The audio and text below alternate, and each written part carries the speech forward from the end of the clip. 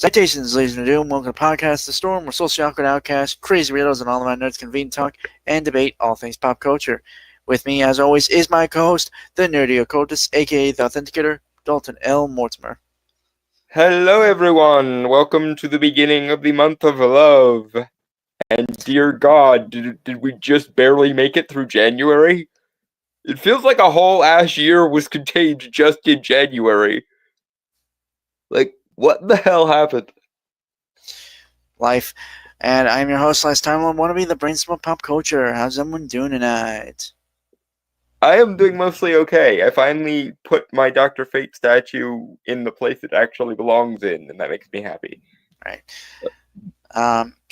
We're obviously just not doing a song this time around, just for time purposes, and I don't know why. I'm fucking tired, and I kind of want to not speed through this. Obviously, I don't know.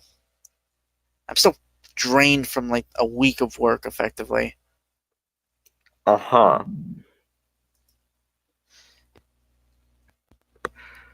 Alright.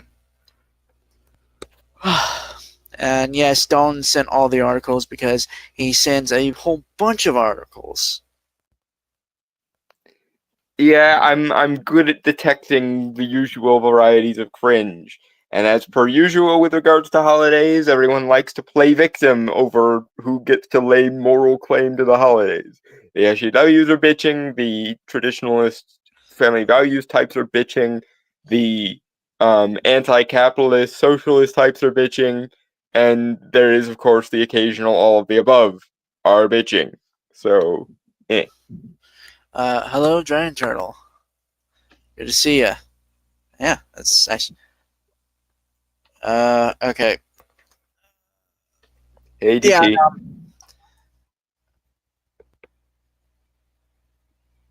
I'm okay. Thank you. I appreciate it. How are you, Dalton? Brain. Okay. I'm doing okay. Like I said, I reorganized one of my shelves and found a place for my Dr. Fate statue to be on the top of my comic shelf, which makes me happy.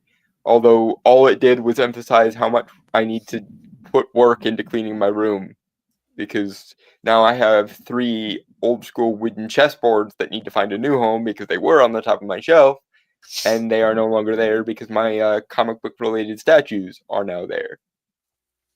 And while I was moving things around last night, I also broke another one of the statues that I had, so that annoys me.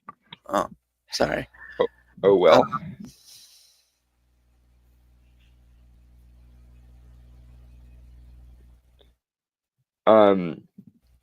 As for your question about what with regards to Razor Fist, I hadn't heard anything. So this is the first time hearing if there is any Razor Fist related drama. Oh yeah. I'll be honest. I don't really listen to much. I don't really pay attention to Razor Fist. There's a couple of videos of his that might have to make it into the video response rotation because he's always dumping on comic book movies. I've seen like a couple videos here, but hope it can be repaired easily. General says to you, and sorry about the statue, obviously. PS started recently, so they just got to the end. Oh, okay. So you're watching Witches Abroad. Ah, good. He has started reading the Discworld audiobooks finally.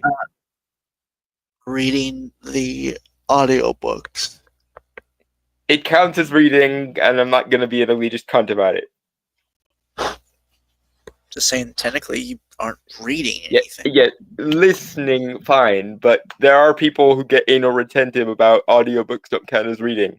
I'm not saying it doesn't count as reading. I'm just saying, like, in the technical terms, it's listening. Yes, but okay. let he who didn't enjoy getting books read to him as a child cast the first stone. Everybody wishes they could still have people read them books instead of having to read them themselves. Okay, fine enough.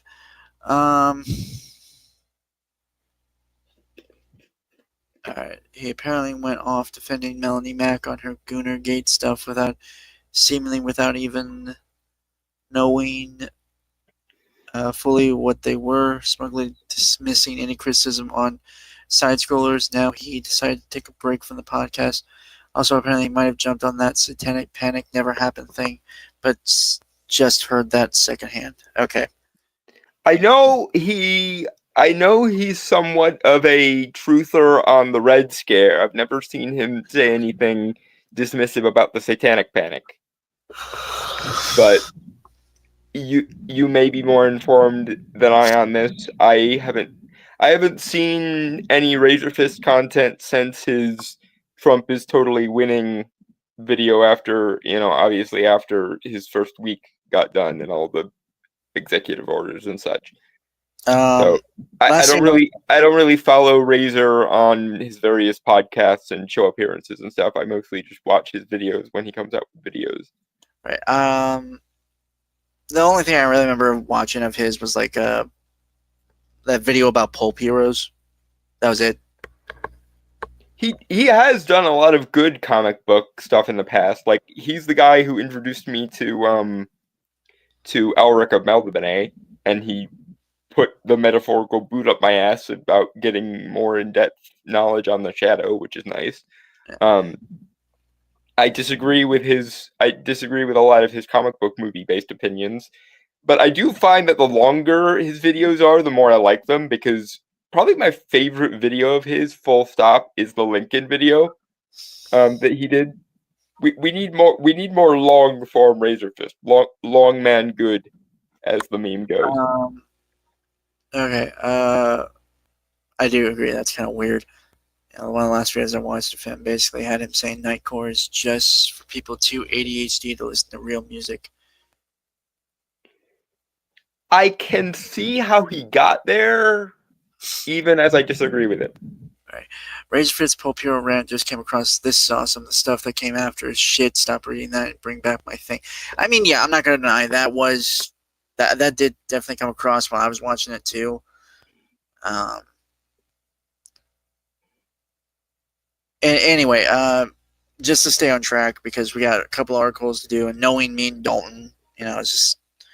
It will take a bit. Yeah.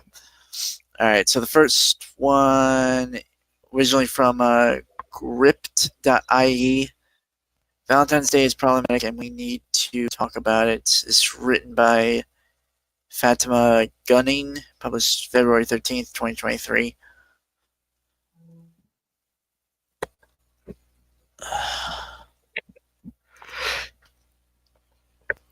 I don't know how we missed this one in 2023, but that happens sometimes based on how YouTube decides to rank and de-rank things. But once more into the breach. Yeah. Tomorrow is... Okay, it's what's written here. Tomorrow is the 14th of February, and it is again time for that rather exclusionary celebration of love, or rather the marketer's fantasy of what love should look like in a world guided by the pursuit of financial benefit. Jesus Christ. My dear, I realize I've ranted about this every time it's come up before, but I will continue to rant about it because apparently the knowledge is not widespread enough. The market doesn't create shit. It's typically, well, I guess I should say, it is very rare for the market to create shit whole cloth. It is very difficult to create shit whole cloth. What the market usually does is notice there is a hole in people's desires not being served, and then creating products and or services with which to serve the hole in said market, so that said market is no longer absent. We need to stop treating capitalism like this like separate demon altogether who just creates wants and needs out of whole cloth. People buy nice things for holidays like Valentine's Day because people like nice things, and it is people's like of nice things that leads to that market being served more. Because the people who serve the market of nice things that people want tend to be successful. This has apparently become incredibly rare knowledge in today's marketplace. But yes, when capitalism is functioning the way it should function, instead of being ideologically warped as shit, typically what happens is a business person figures out a product or service that will fill the hole in people's lives in some way. They make that product, they make people aware that that product exists to purchase, and then they reap the rewards of successfully filling that hole. Phrasing.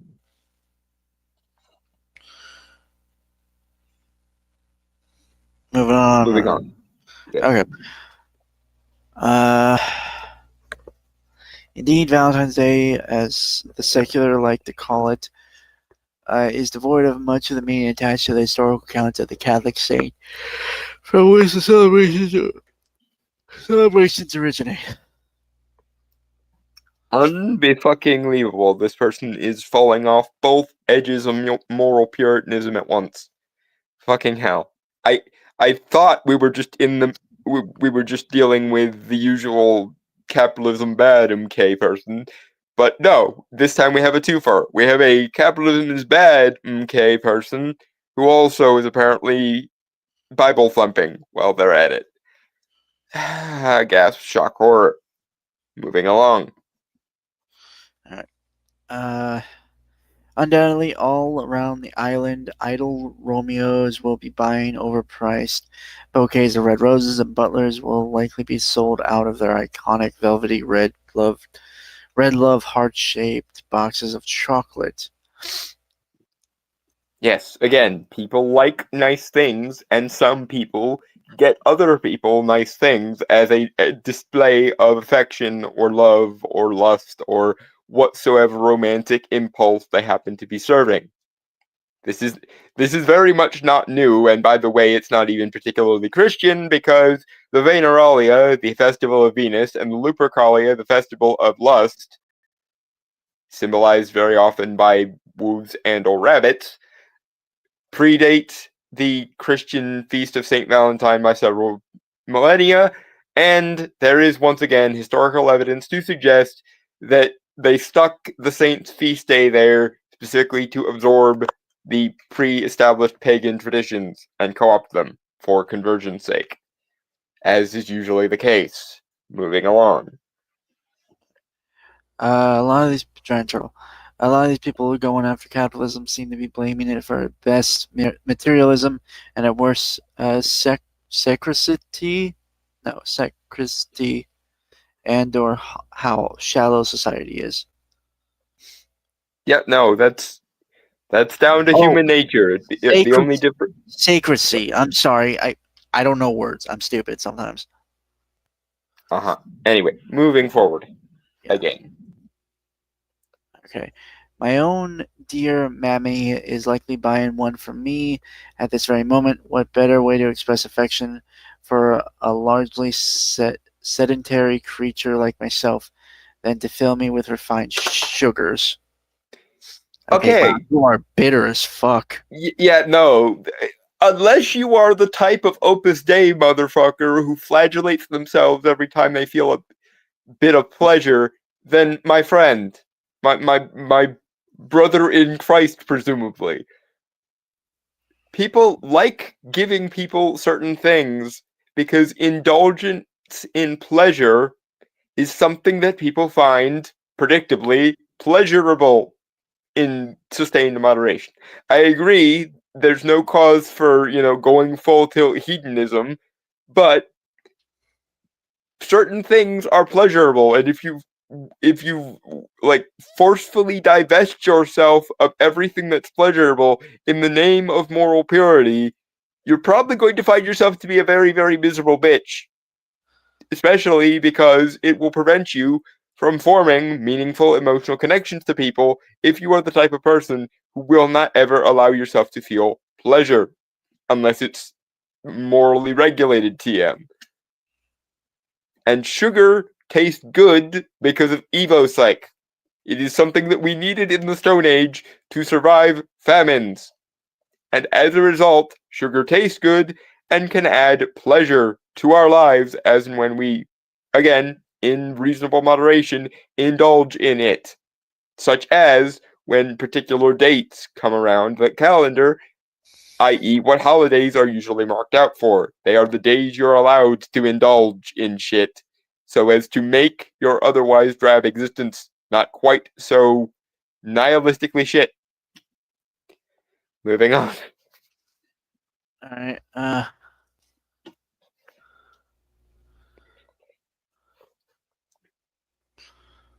Now, again, you're good. I knew what word you meant. I wasn't. So I'm gonna be fully honest. A lot of times, there are a lot of words I know, like even the definition of. I just sometimes don't know their spelling. So Because he I know, hasn't run across them in text form before. yeah, often like. So that's on me. That's not on you, DT. So you're good. You're fine. Moving forward. All right. Not so long ago, I noticed that a trip to Little had resulted in me buying two items strongly symbolic of female singleness: red wine and cat food. Okay, fuck your opinions about wine, because, again, as far as I'm concerned, as long as you're not a, hedonistic drunk motherfucker, indulge as you will as a reasonable human being. But if you start blaming cats for your emotional problems, I'm going to go on the freaking warpath. Cats are glorious creatures, and they very often do nothing whatsoever wrong.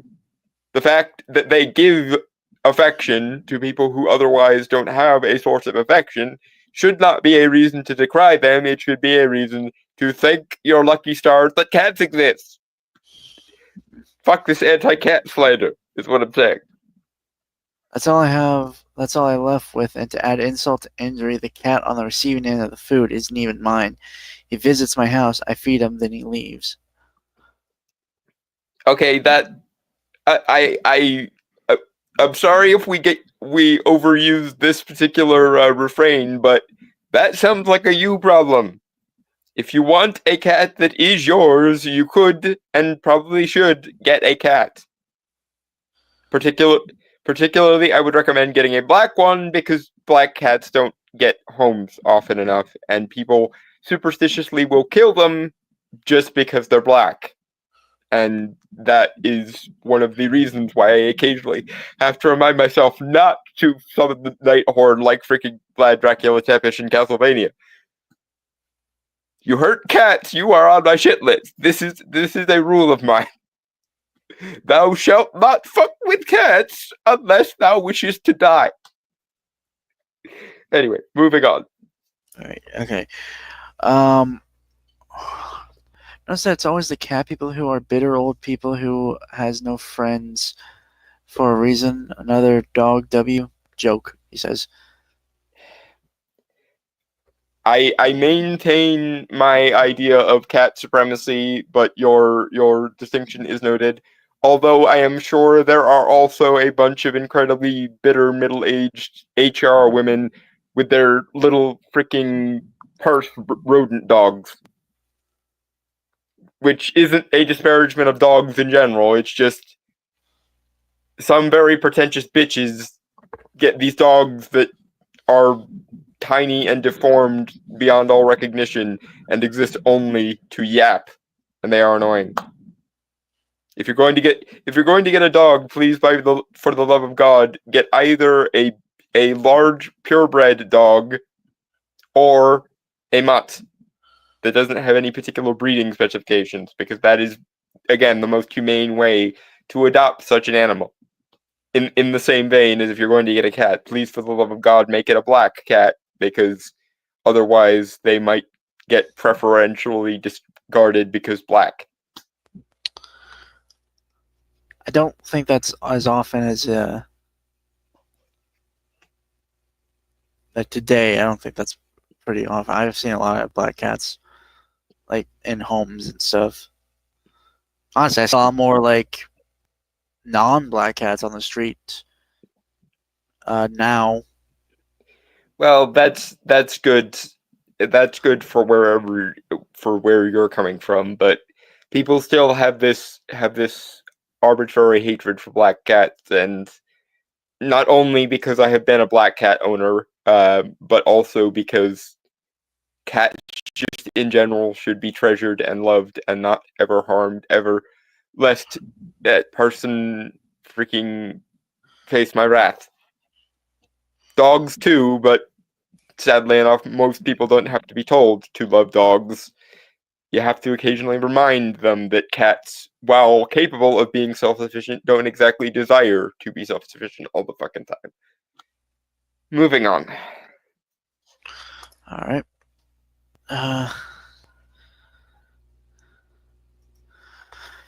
Since then, the dressing of soup shop windows and product displays has caused a reaction in my mind that I can only compare to what many call triggering. Hold on, Dalton. In Ireland, concerns about being inclusive, and I'm sure the avoidance of horrid indiscretions like causing others to be triggered, led to this year's St. Patrick's Day festival lineup, previewing looking more akin to a pride parade than a day to celebrate our patron saint and all things Irish. Again, St. Patrick's Day has been very heavily secularized, and that's probably because of its pre-existing pagan origins. But one freaking moralistic fucktardery at a time here. Again, if you don't like seeing the displays of Valentine's Day, then that, my dear, is what we call a you problem, and you are welcome to that problem, by all means. But there are better solutions than just Valentine's Day and also St. Patrick's Day are immoral for some reason. Like, again, maybe turn down the moral authoritarianism. It will probably make your life better. Moving on. All right. We're constantly reminded by the annual plastering of the company in LGBTQIA inclusivity flags that we shouldn't upset people or lead them to feel excluded because of things like sexuality or gender identity. It is also the view of the Department of Justice that we need hate speech laws to curb our inherent racism and intolerance from spilling forth and to ensure that those from different ethnic and religious backgrounds don't become the recipients of hurt feelings. Okay, well, I agree with you. Fuck that noise. Corporations and governments have no place in this, and they can go fuck themselves. And I'm speaking as someone who actually is gay. I don't particularly like the quote-unquote LGBTQ pandering either. I would just like to, be able to walk down the street holding my significant other's hand in the future and not be glanced at with a mixture of surprise, fear, and contempt. That is my end goal. My end goal is to find someone I could be monogamous with, that I can, be publicly romantic with, and I will get no more groans or side eye or disparagement than a heterosexual couple gets when they engage in PDA. But that's, yeah.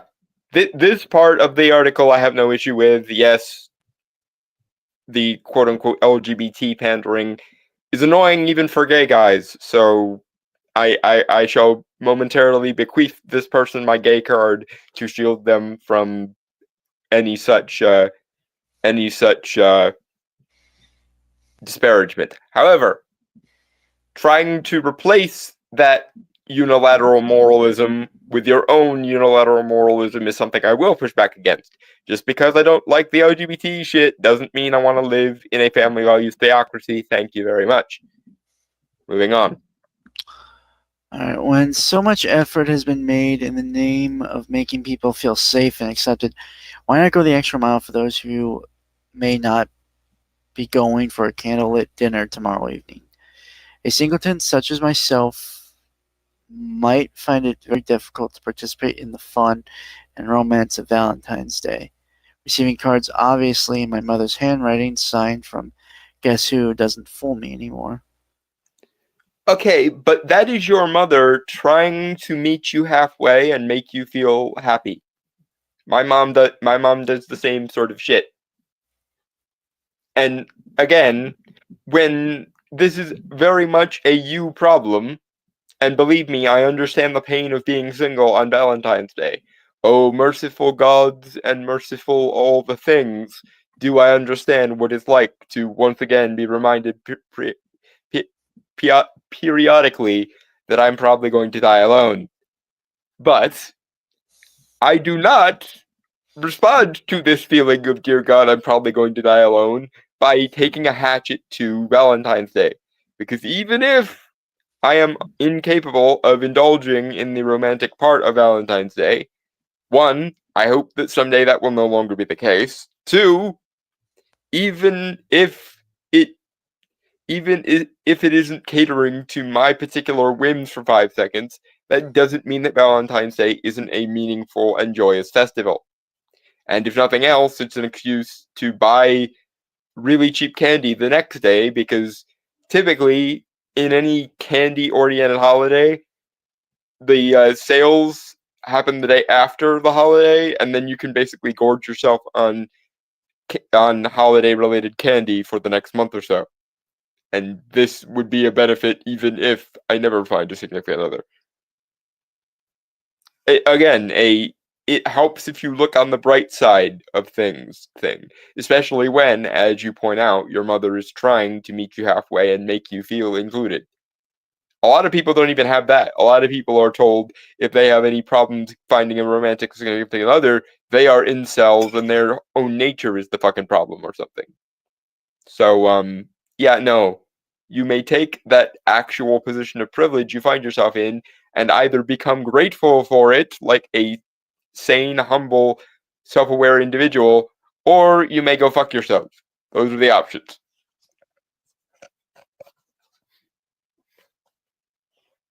Moving on. Alright. This writer feels that thousands of innocent people being excluded from an annual celebration foisted upon them against their will due to circumstances beyond their control is downright problematic. For this reason, I propose that this grossly exclusionary annual celebration be relegated to Ireland's dark past. No. You may go fuck yourself. Just because you cannot find a significant other for Valentine's Day, that does not mean you get to take a hatchet to the tradition of Valentine's Day. In the same way that just because someone isn't Christian or is Jewish or is Muslim or whatever, that doesn't mean that they get to take a hatchet to Christmas or Halloween or any other holiday. These holidays exist and are very universal things, and very often have survived multiple different religiousifications, i.e., the same traditions have been transplanted from one religion to another because those traditions had staying power that really isn't up to any particular moral system and its edicts. Point being, if you have a problem with Valentine's Day, you have my sympathies as someone who also has to occasionally deal with the dear God, I'm going to die alone depressive thoughts. But the issue is, and I will use myself as the example, just because I feel lonely on Valentine's Day does not mean I get to take a hatchet to everything that is good about Valentine's Day and blame it for my loneliness. The correct solution is either find another way to engage with the tradition, as we've already described, or as your mother seems to want to help you try and do, or B, wait your turn until you actually have a significant other. And if you're one of those people who's aromantic or asexual, then I am sorry for your loss, but you do realize that as a species who propagates sexually and for whose sexuality very much romance is involved, you are very much in the minority there, and you are such a vanishingly small minority that literally evolution is bending against you there, my friend. So you have my sympathies if you are either lonely on Valentine's Day, join the club, or if you are aro ace, in which case fine, but you'd see how we're not going to ruin everyone else's fun for the sake of your feeling included, especially when there are other ways you can become involved with this holiday that don't involve romance and or sexuality if that's your speed. Moving on. Okay. Hello, Chrononaut. Good to see you. The emotional side versus the corporate holiday programming. A lot of what is called privilege, just dumb luck. Also, this person could just pull a smart play and host a huge friends party or host an online party. Besides, I'm a lucky sob. Oh, SOB. Okay. Yep. My wife doesn't celebrate Valentine's Day. Genital evolution is not necessarily against them. Not every person has to breed directly to pass on their genes. If they're helping the group, they are related to ensure offspring viability. That is true and fair, but my point is that most human beings have a sexual impulse and a romantic impulse to go along with it one way or another. And to ruin everyone else's day for the sake of the 0.001% of people who are aro ace would be lopsided and shitty.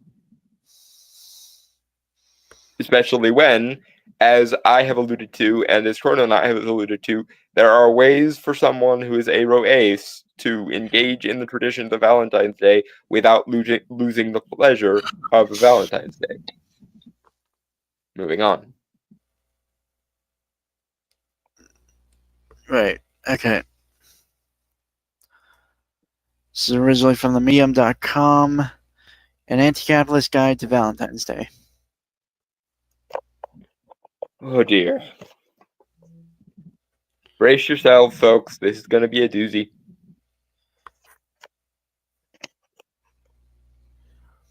Alright. Most people on the left probably already are aware that Valentine's Day is highly commercial, alienating, often focused on buying things for other people. It can also be depressing for single people as a reminder that they are single and may not wish to be. Okay. Two things. As previously gone over, capitalism is not some autonomous demon who drops things from the ether. Capitalism typically, when it is functioning properly, notices a void in the market, makes people aware that they have a product to fill that void, and then they fill that void. I.e., the classic people like having nice things, and so the people purveying those nice things will benefit from purveying those nice things. This is less true in the modern era because, of course, we now live in the era where the customer is not just wrong, they are immoral. But when the world is functioning as the world should be functioning, that is not an obstacle that capitalism typically has. And once again, people like having nice things, therefore, one of the ways we as humans decide to show our love or affection or romantic feelings or what have you to other people is by buying them nice things. This really is not this Machiavellian capitalist plot that y'all seem to think it is. And by the way, I'm speaking as someone who does regularly have to deal with the fucking the fucking what the fuck is wrong with me? I'm going to die alone. Thoughts around this time of year.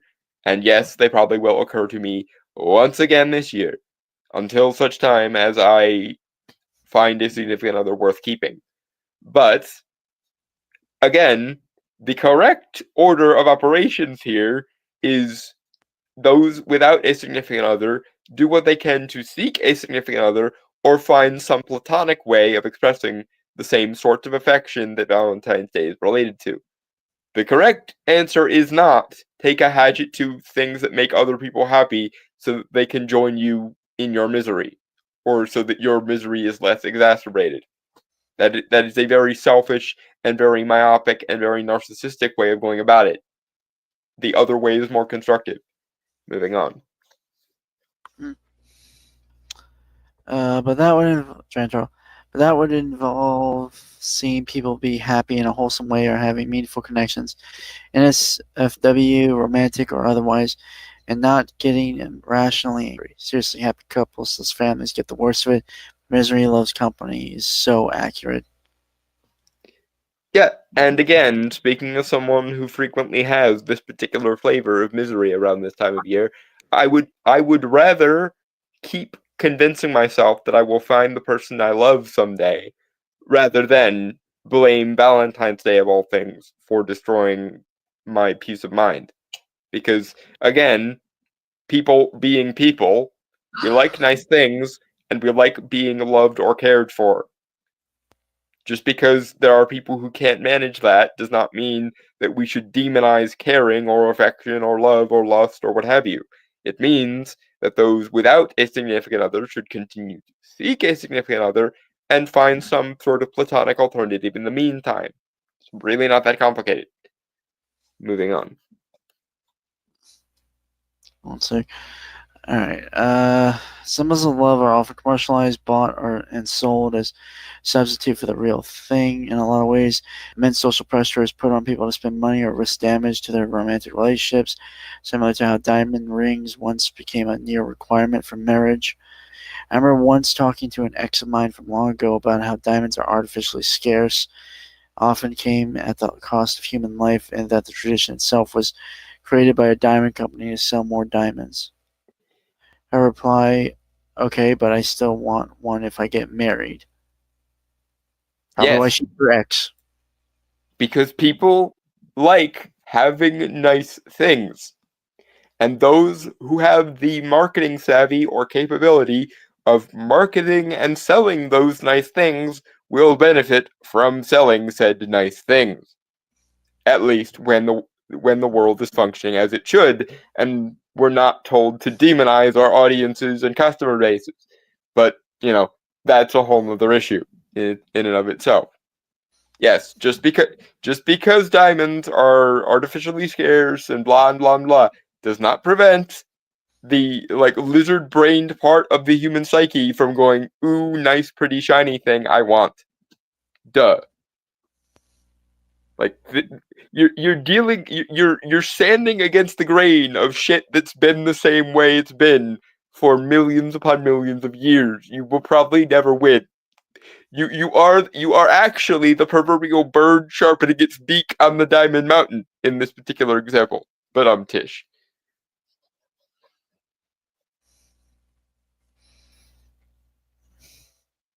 Moving on. Yeah. Alright. That's not why we aren't together anymore or anything, but the conversation did stick with me, and for a very long time I was confused by it. It's hard to destroy a tradition once it's been created. Once people believe in it, it's an uphill battle to get them to stop, and you wind up looking deranged, selfish, or a joy killer. Nobody likes that. Because you are probably some combination of all of those things. Do you see? Because certain traditions, mind you, I'm not a traditionalist. Fuck traditionalism in the ass. But certain traditions are so ingrained and pervasive that they actually can be culturally chameleonic. Things like the Winter Solstice Festival that eventually leads to Christmas, the Harvest Festival that eventually leads to Halloween, and the Love and Lust festivals that eventually become Valentine's Day. These things are so universal and so ubiquitous that you can literally slot them into just about any cultural milieu, and they will find purchase in that cultural milieu. Whether that cultural milieu is polytheistic, monotheistic, henotheistic, or fucking secular. Traditions that strong and that deeply ingrained that they can basically pull a blend-in card every time the culture changes are the kind of things that are so universally appealing to human beings that not only are you wrong to even try and fight them, but you're probably wrong in the sense that you will make people miserable if you try to take these things away from them. As can be demonstrated by the examples of people like Oliver Cromwell, the cunt, who tried to ban Christmas and Halloween back in the day because it wasn't Christian enough. Derp. If you try to take people's holidays away from them, you will make them miserable. The correct answer is to co-opt wheresoever you can co-opt, because you're not going to be able to stem that tide. All you can do is try and shape it into a container of your liking. I'm not particularly fond of the Christian way of co-opting pre-existing festivals, but it makes a lot more sense to do that than it does to try and ban those festivals outright. Do you see? The old adage, if you can't beat them, join them, actually does work a lot more effectively than this is the devil, so we must shun it. Moving on.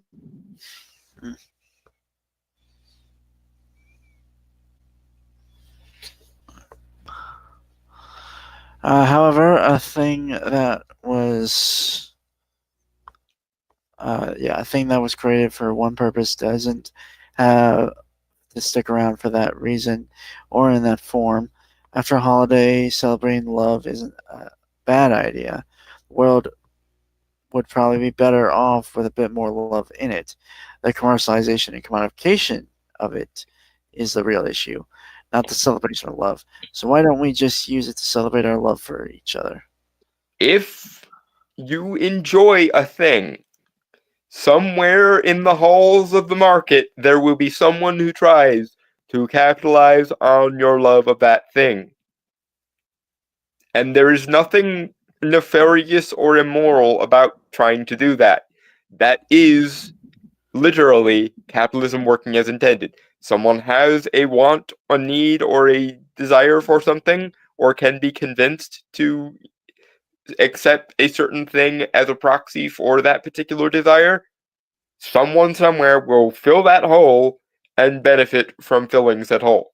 Again, I'm all for criticizing, especially modern day corporatism, where literally the ad slogan has morphed from "the customer is always right in matters of taste" to "the customer is downright immoral and should be shunned at all costs."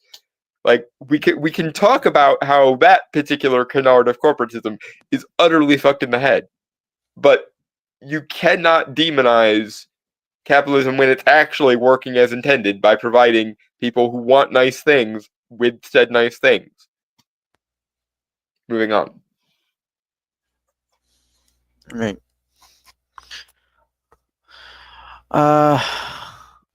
Much like the rise of popularity of lower cost wedding rings and lab created stones, you can keep the aesthetics of a tradition while minimizing the profit reasons behind it. Okay, but eventually that's going to result in whatever was beneficial about that season being banished as well, because again, capitalism isn't some autonomous demon that makes people desire things from whole cloth. Typically, how something gets to be successful in capitalism when it's working as intended, and I stress the "when it's working as intended" bit, is by providing something people want to them in a form they are willing to pay for. Granted, there are exceptions and alternatives, and of course, again, the aforementioned movement away from "the customer is always right in matters of taste" to "the customer is an immoral demon who should be shunned." But at least when the world is functioning properly, the only quote unquote crime the capitalist entrepreneur makes is noticing that people want something and then trying to be the best at providing them what they want. Which, if you're following me, is not a bad thing. Moving on.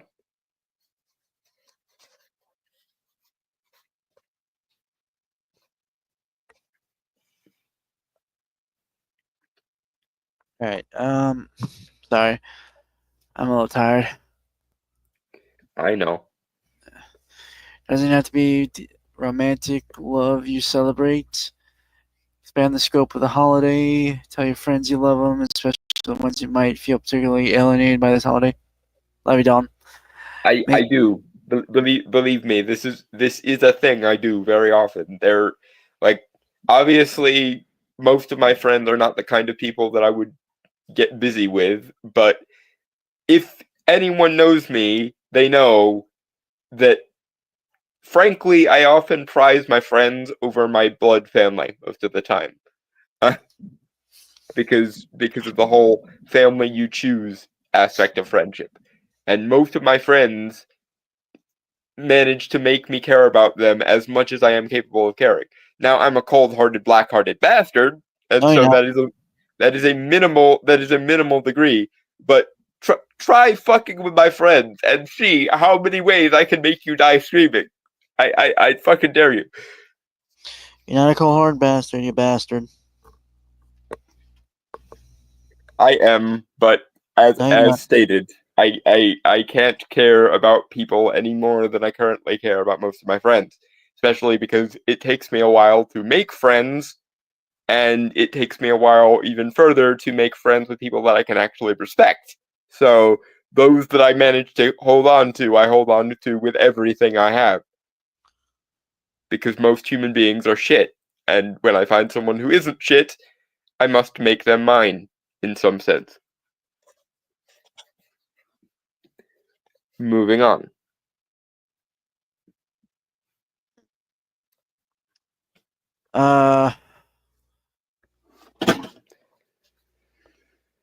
You okay? Yep. Something just fell off of a shelf. I'll have to put it back. You don't have ghosts in your place, do you? Not that I am aware of. This house was built in like 2002, and no one else has lived here other than me and my family. So there most likely are not any ghosts. If there were any ghosts, they were in the house that we knocked down to replace with this one. So most likely no. Now, there's a question about how much, magic might have resulted in some kind of genus loci type thing.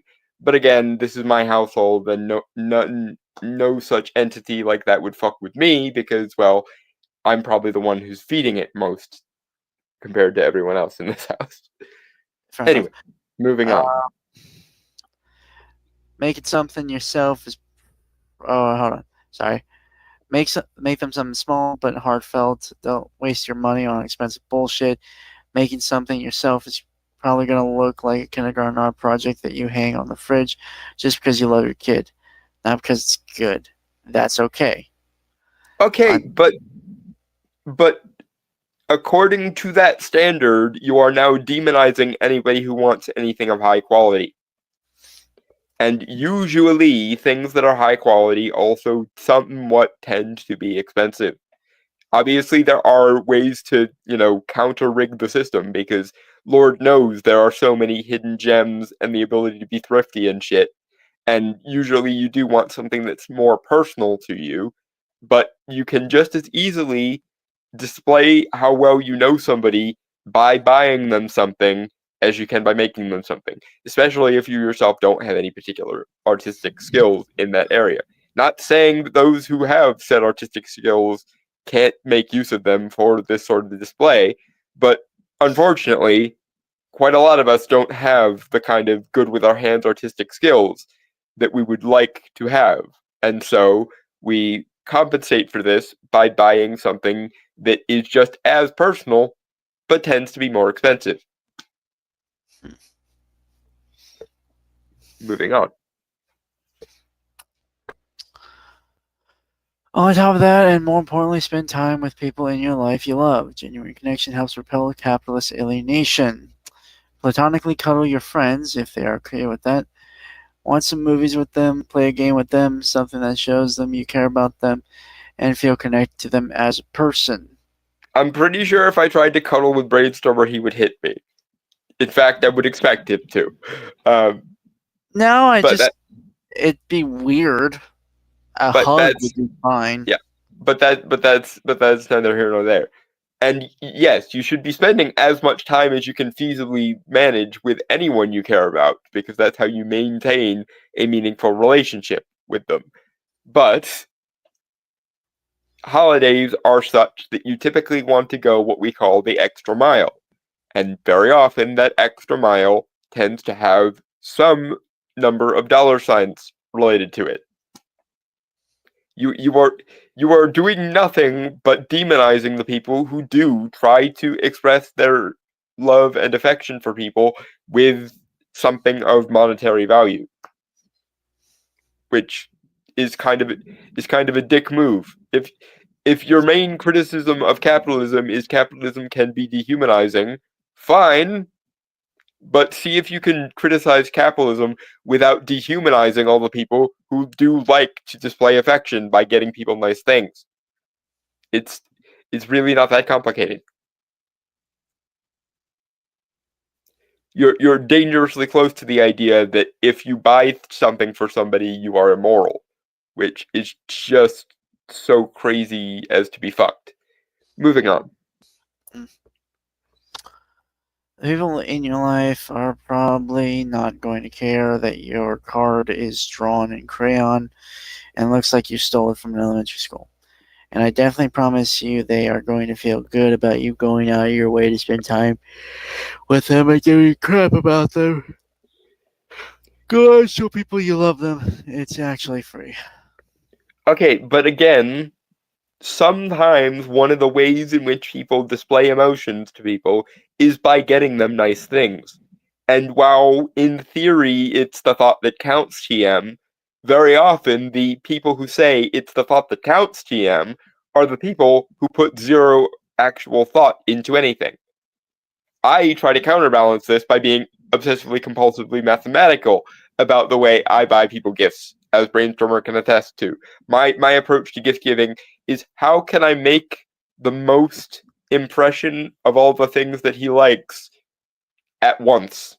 How can I essentially find the center of his I like things Venn diagram?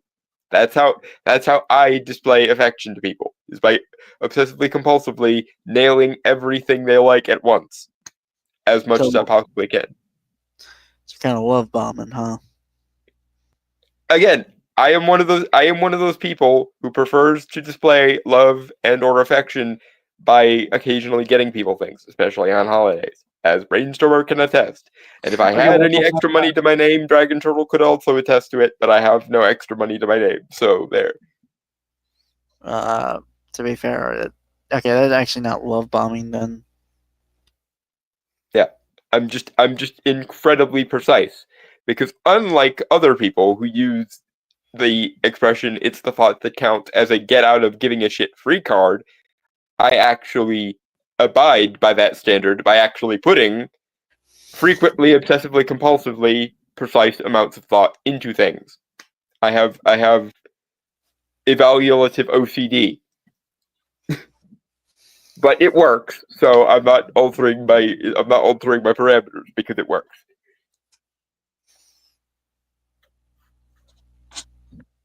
Moving on. Give me one sec. All right.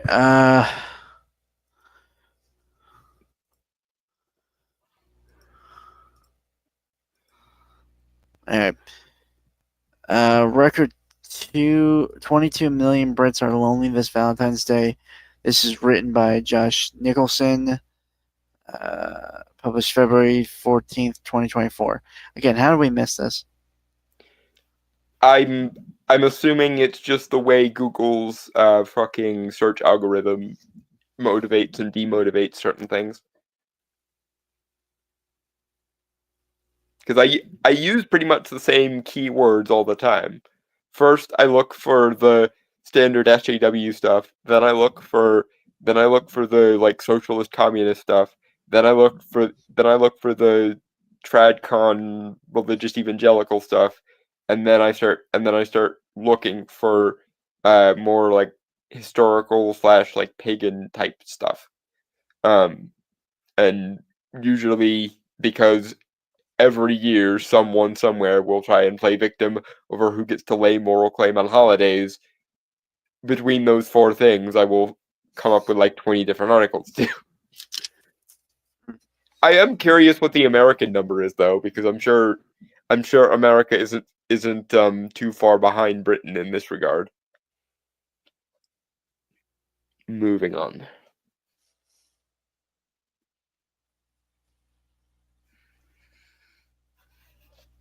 Right. Okay. Sorry. Um. This Valentine's Day is set to mark the loneliest year on record, as over 4 in 10 adults admit to feeling lonely, equating to 22 million of the 16 plus population.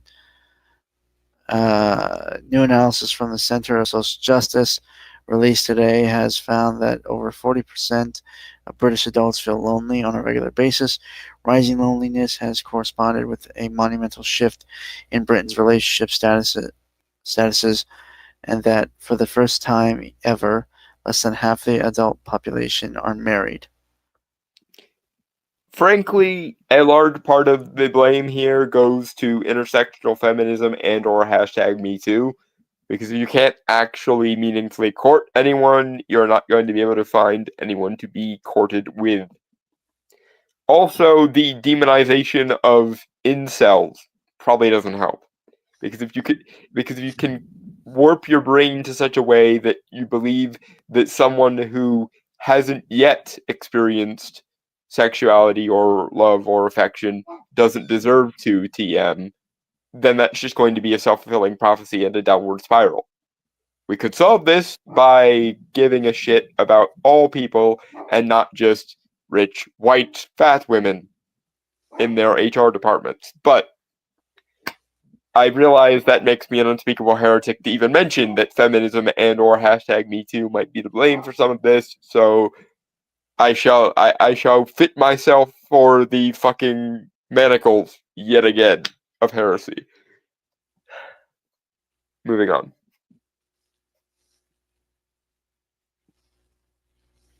All right. Our analysis makes it clear that those in relationships, particularly those who are married, are the least likely to feel alone compared to those who are single. No shit. Valentine's Day is about treasuring the relationships we have with others. It goes beyond the celebration of romantic relationships. Indeed, analysis from the United States shows that Gen Zers would much rather see friendship and self-love celebrated in public advertising than romantic relationships. Whilst there is much to be lauded in the value that Gen Zers put on friendship, young people today are the loneliest cohort in society. Yeah, I can It's attest to this, as I am Gen Z, motherfucker. Yeah, it's almost like telling people en masse that half the population are demons or invalid doesn't help people give a damn about said people. Like I already And yes, have like. Sorry, I'm trying to make a no, dark joke. go ahead. Sorry. I already legitimately hate myself. I don't need to be hate myself more because of society saying I need to. Ditto. Your additional self hatred is but a drop in the comprehensive ocean of my self hatred. So, yeah, I get in line, people who hate me. It's going to be a long queue. Moving on. Yeah.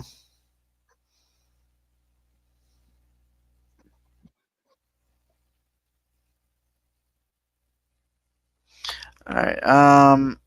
Valentine's Day. All right. That.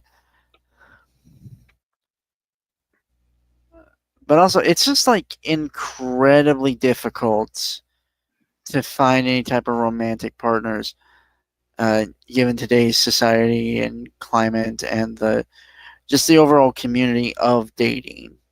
Yeah, because between hashtag #MeToo demonizing anyone who makes the first move, and intersectional feminism teaching women that I wasn't even going to go there. oh, okay. Go where you were going to go, and I will save my rant for after you're done. Well, I was going to point out we have because of the internet, kind of it is a factor in this. Mm-hmm.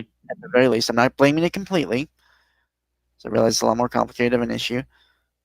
Mm-hmm. But because of the internet, which has the benefit of allowing multiple people to be able to connect through vast distances, right? Mm. Hence our friendship. I'm not gonna bash the internet for that.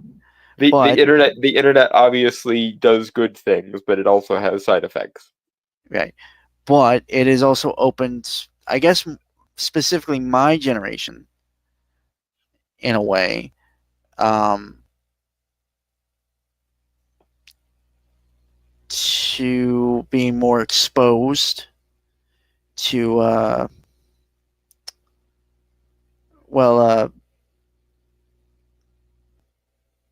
okay. I guess the crudest and simplest way I can say it is, my generation is is a porn generation, effectively.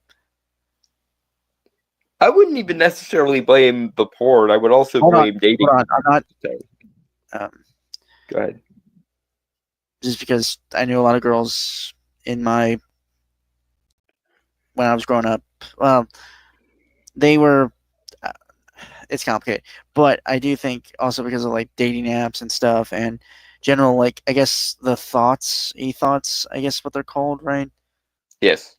It just makes it more difficult because that is that's just affected us and like given images in our minds about certain situations and stuff, and not understanding the more deeper things regarding like relationships and things like that, because no one really talks to us about it or has given us any information on it, and so we're not really we don't really have like the idea of what to look for in a proper relationship. And again, also the like, again, like what you were saying, obviously was is also another, or like a couple major factors as well. um Again, it's like a very complicated issue. um but speaking as someone who has tried last year with like dating apps and nothing really came about it, uh even though I was on there for a while, uh it's just like we are in a very it's just like a very low percentage of Gen Z males, I guess, are the type for Gen Z women. So again, it's just very. I'm not really sure where I'm not finding the words for this. Hmm. Allow Go ahead. me to perhaps elucidate some of this. Between what hashtag Me Too did, which basically made public displays of courtship almost a game of Russian roulette, and what intersectional feminism does, which basically demonizes every man except for the top like 10 to 1% of men, and the fact that a lot of those men who are in that top, 10 to 1% realize they're in the top 10 to 1% and therefore would rather have a series of harems rather than long-term relationships, and the fact that every woman thinks she deserves the romance novel protagonist instead of, you would think it would line up in a semi-mathematical way where tens would wind up with tens and nines would wind up with nines and eights would wind up with eights and so on and so forth down the line. Well, what actually tends to happen is women view themselves as valuable by default. Thank you, intersectional feminism and innate Evo psych gynocentrism. And so there is no woman who believes herself anything less than a six. And as a result, she, well, the other half of this is a lot of intersectional feminist dogma basically dehumanizes any man who isn't what is colloquially known as a gay chad. The 80-20 rule, as I believe it was OK Cupid called it, the fact that 80% of women are only after the top 20% of men, and even then, most women are restricted to the top 5% of that top 20%. Meanwhile, women generally, either through gynocentrism and indulgence or through intersectional feminism, stroke traditionalism, or some combination of all three, believe that the only men who are actually real men, TM, are that top 10 to 1%, which leaves the other 9 out of 10 men up the proverbial shit creek without a paddle. And trust me, even in same-sex relationships, because, you know, I am bisexual only in the loosest sense, and I mostly prefer dudes, even a lot of gay men have that same narcissistic, especially the really stupidly effeminate ones, of which there are far too fucking many, have that narcissistic sense of the only people I'm capable of seeing are the people who are in the top 20% of all the significant others, which of course leads the other 80% of significant others wondering what the fuck is wrong with me and eventually becoming what are known as incels, at which point they will be demonized even further because after a certain threshold, if you haven't successfully managed to get yourself laid yet, then people will automatically assume there must be something wrong with you because otherwise you would have been picked already, TM. Which leads to more and more and more incels being more and more and more dehumanized and ignored, all the while the top 20% of men either will find their ideal significant other, and good for those people, or they will start being the men that have harems, and then a bunch of women will wonder why in the hell the only men they are attracted to are toxic sociopaths, little realizing that it is very often those very sociopathic traits that allow those men to get to the top of the hierarchy in the fucking first place. Because if real men are the only valid men, quote unquote, then a lot of women are going to wind up blaming that top 1% of men, several of whom are going to be sociopaths, for the faults of the other 90% of men. Meanwhile, the other 90% of men who aren't sociopaths would gladly go out with just about anyone, but they can't because women don't want them. Except for maybe that bottom 20% of women who are the female equivalent of incels. Moving on. Alright.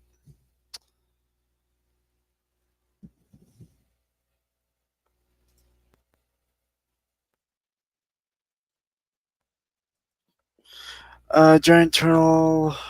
Okay. Okay, hold on.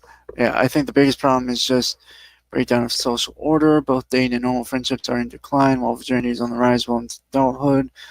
And we see things like lavender marriages and people who hang out in online communities or in social areas without being able to point to any one person as having a strong connection to them in particular.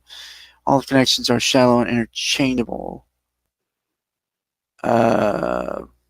Okay, new. I assume some randomer clicked on the stream and then decided to dip out because we were trying to, you know, talk about the ways in which culture, society, and women in general are to some extent to blame for this. Stony Pom Pom Purin.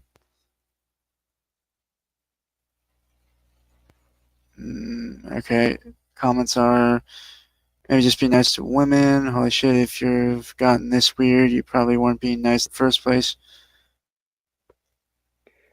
Sweetheart, here's the problem. Quite a lot of women, the traditionalists, the hardcore feminists, and the gynocentrists, don't see men's good qualities unless they already have the 6 6s. To the point that a man just acting normally can come off as creepy if he's not sufficiently attractive enough to begin with. And very often, even those top 20% of men will do things to be nice, and then the women will complain that the man is too feminine or too soft. And I will remind you that I'm looking at this objectively because, frankly, I don't fucking give a fuck about women because I'm gay. But as it happens, yes, that is mostly the reason.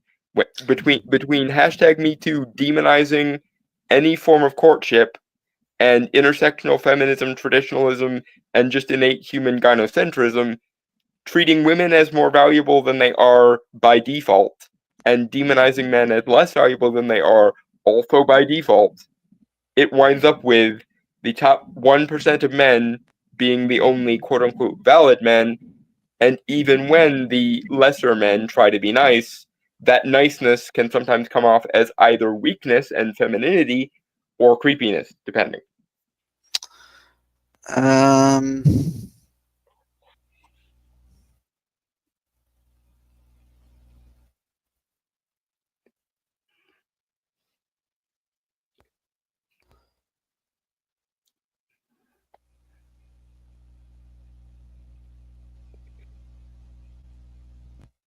Yeah, but here's the thing.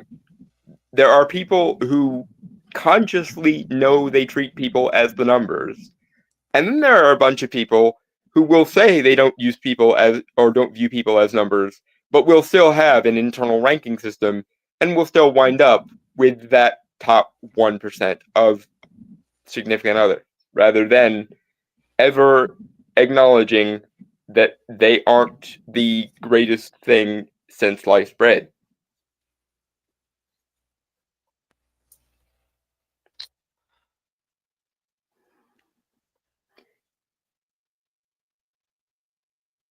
um,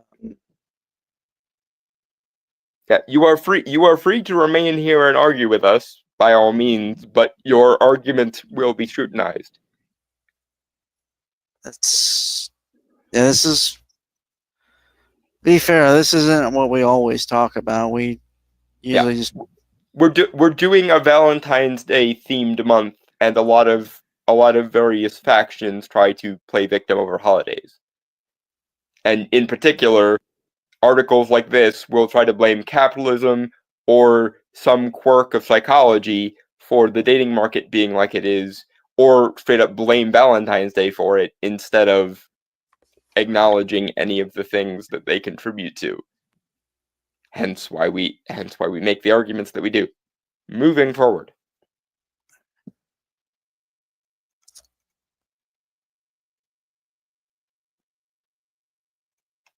all right.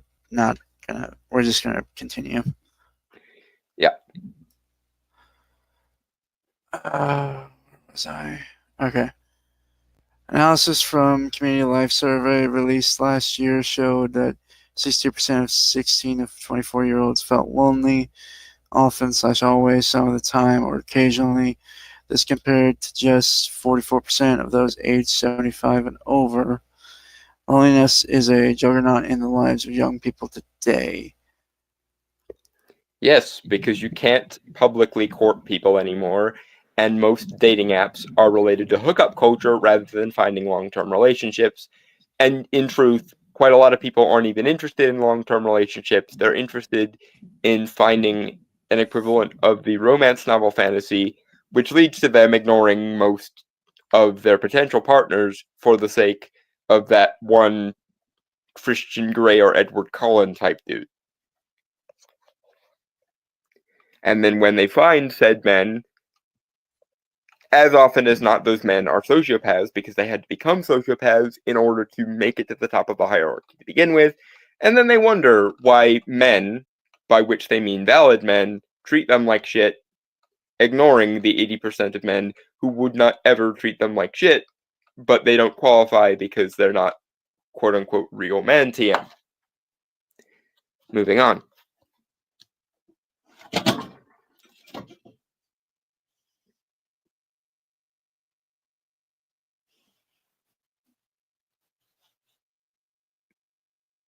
All right.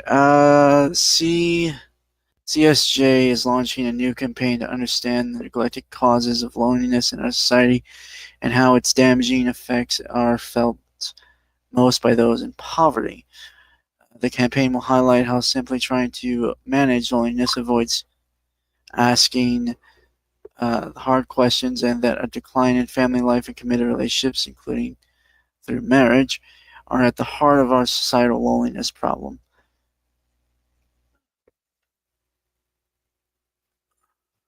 And again, it becomes a self-fulfilling prophecy after a fashion, because a lot of the time, instead of acknowledging people's weaknesses or vulnerabilities for being lonely, they're demonized as incels and therefore written off. And heaven forfend you defend said incels without being one, because that will get you called an incel no matter how happily in a relationship you are. Because we're allowed to demonize incels for exactly the same reason as we used to virgin shame, and exactly the same reason we used to geek shame, but because we developed a new term for it, we have to treat it like a whole new behavior. Alright, moving on. Yep. Single people on average almost twice as likely to be lonely than their married counterparts. 30% to 58%. High levels of loneliness among single Brits is a major cause for concern, especially as more and more people are choosing to live alone. And 1 in 3 households, 30%, sorry, are made up of one person, a figure that has increased over the last decade. Today, 8.3 million Brits live alone.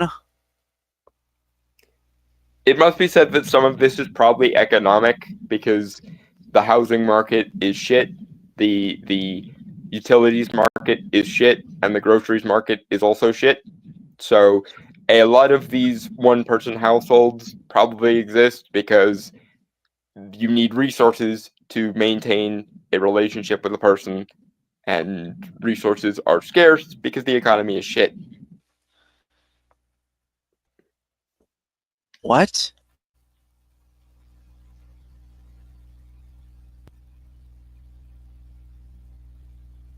That's. What? Miss, that's not at all what we're doing. I think you've really developed a wrong interpretation of what we're doing and saying. Yeah, you're projecting, dear. You're projecting significantly. And again, I would point out that many men are being driven to suicide due to long-term effects of loneliness, and rather than treat them like people deserving of empathy, a lot of people will just slap them with the incel label and write them off as not morally permissible to their internal calculations.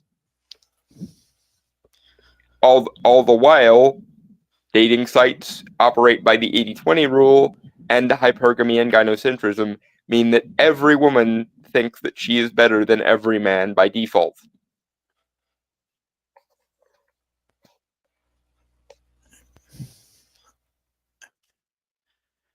Moving on, I guess.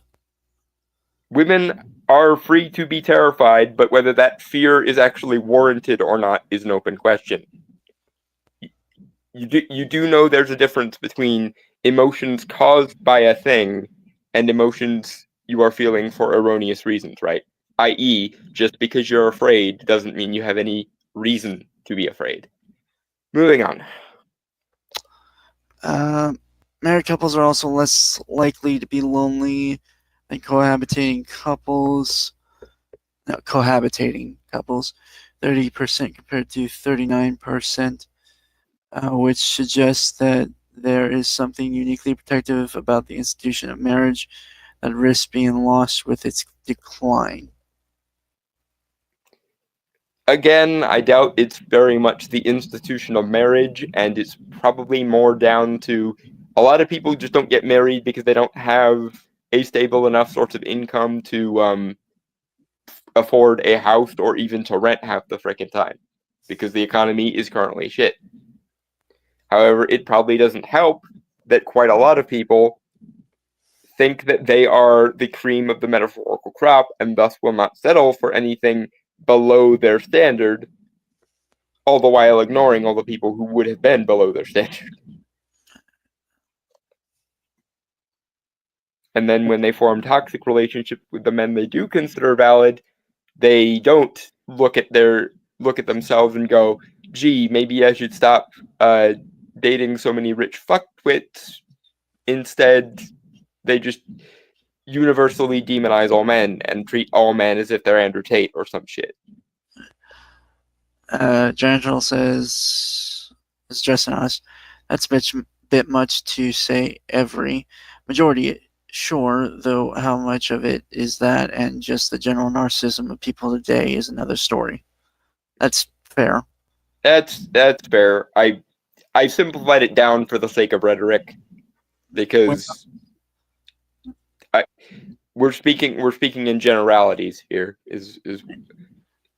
But yes, for the record, we were speaking in generalities. We don't mean literally all when we say every. We mean more likely than not, in as many circumstances as there are, this is a pattern that will hold. Ma'am, we are not demonizing all women. We're not demonizing anyone. Yep, no. We're demonizing explicitly the people who demonize others. Is the main group of people for whom we hold contempt. The problem is that quite a lot of those people are narcissistic enough to assume that they are the voice of entire demographics rather than individuals capable of their own individual agency. So, moving on. Yep, moving on. Marriage is not a panacea or a miracle cure for loneliness, but it is frequently neglected in research and policy circles. This is probably because marriage and family have often been unhelpfully politicized by those on both sides of the political divide, leading to a hesitation in the Westminster bubble to comment on it. Again, I doubt this is a phenomenon unique to England, even if this is a British article that we're looking at. I wish we had the American numbers here, but yeah, just for the record, it isn't much better for anyone in America either. It's I would say it's probably ultimately a worldwide phenomenon, but if you had to restrict it, I'd restrict it mostly to the Western world. Okay.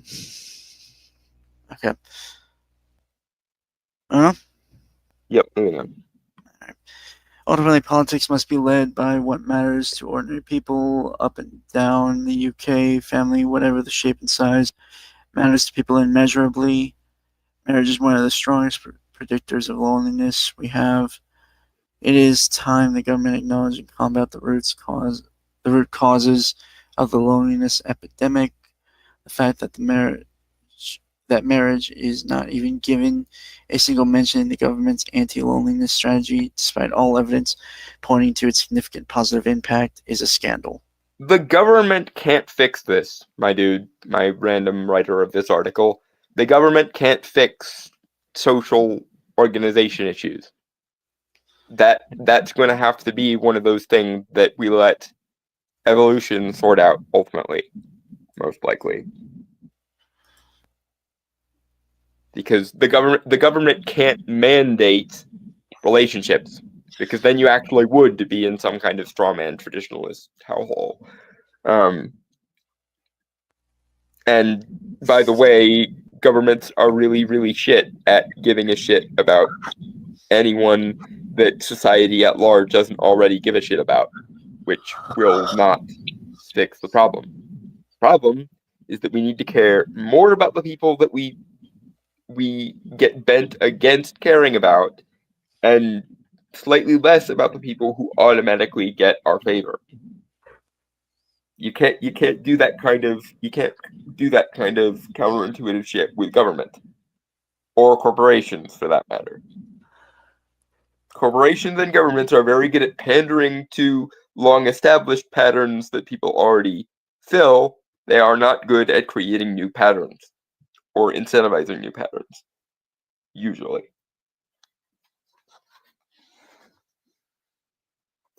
Moving on.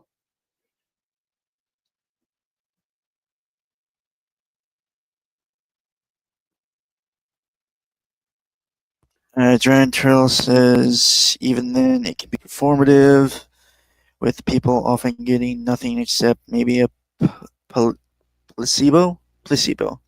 Yeah. Yeah, that's true too.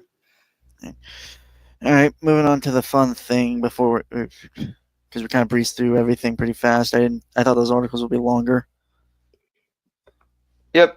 But good news is we've moved on to the positive end topic. Well, kinda, I guess, kind of positive. It's weird. It's a weird one. Don't suggest this one. I just kind of went We along with it. we've run out of creative Valentine's Day like top fives and top tens to do, so I went with a more obscure one just because I knew we wouldn't have touched on it yet. Specifically, we are doing the top five for each of us wrongly resolved love triangles, i.e., love triangles where if any semblance of logic or consistency was applied to the romantic setup, they would have wound up with the other partner and not the one they ultimately chose. Right. Yeah, we're just doing top five. So, okay. And I'm gonna flip a coin for either Dolan and I. Um, so just usual. You take heads. I'll take tails. Yep, that works. All right. I guess I'll go first. Okay. Right. We're doing descendant, right? From 5 to 1, yes. Yeah.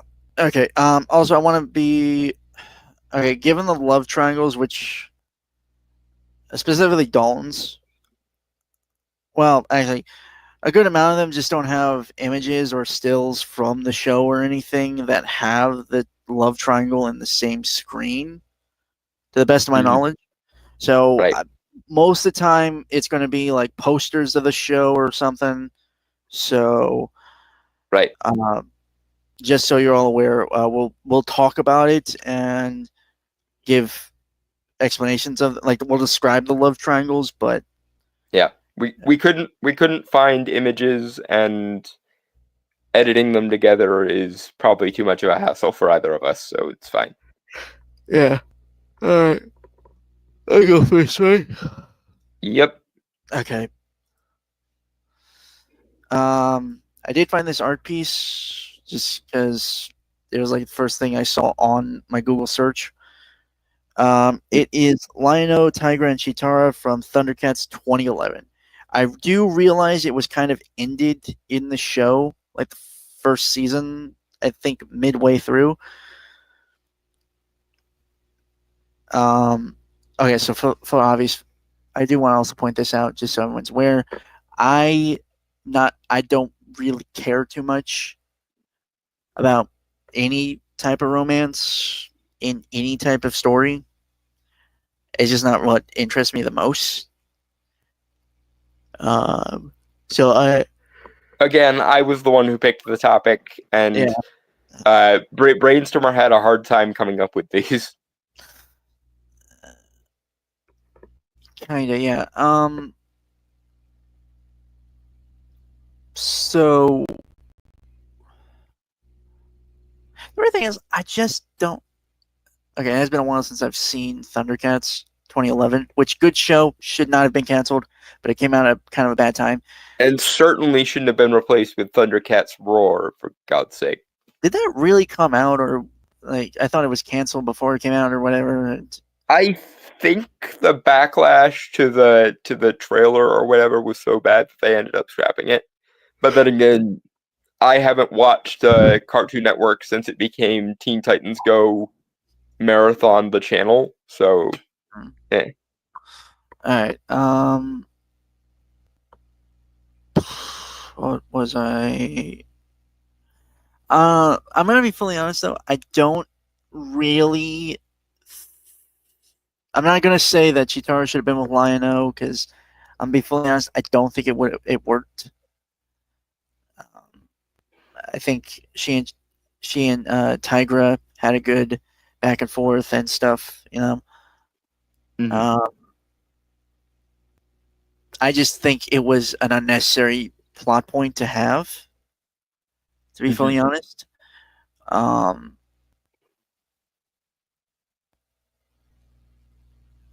Yeah, and just with the Lionel's whole story, it didn't really make sense for him to have like some type of romance subplot or anything, like, you know, growing into being the leader and stuff. Mm-hmm. Oh, okay. I know the person outright said that they hated the original show, which is a disturbing trend with remakes as sequel showrunners in recent decades. Yeah. Yeah, the aforementioned issue of it's become an industry standard that not only is the customer not right in matters of taste, but the customer is outright immoral and should be shunned whenever possible. Has become basically the standard in anything public product or fandom related has become that. All right. That was pretty much all I had for that. So, want to move on to yours then?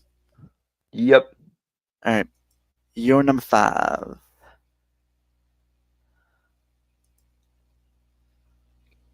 If it would stop. Yeah. My number 5 is Gwen, Cooper, and Kevin from Ben 10 Alien Force and Ultimate Alien. This one goes more just because I feel like they should have used Cooper for more things in general. Because Cooper showed up I want to say twice, and they never really did much with him in either of his showings. But in the 2 episodes that we saw of him, which was the finale 2-parter of Ben 10 Classic, Ben 10 versus the Negative 10. Actually, he had 3 appearances, because there was one before his little what's the word, glow up in Ultimate Alien. Right. Alien Force. He was with. Yeah, he was. Yeah, it was the one where he ended up using his technopathy to assist to assist deconverting the DN aliens, if I remember correctly. But on point though, one, Cooper was just underutilized as a character in general, and that's shitty because he when he was in the 3 episodes that we saw of him, he was a cool character, and I wish we could have seen more of him.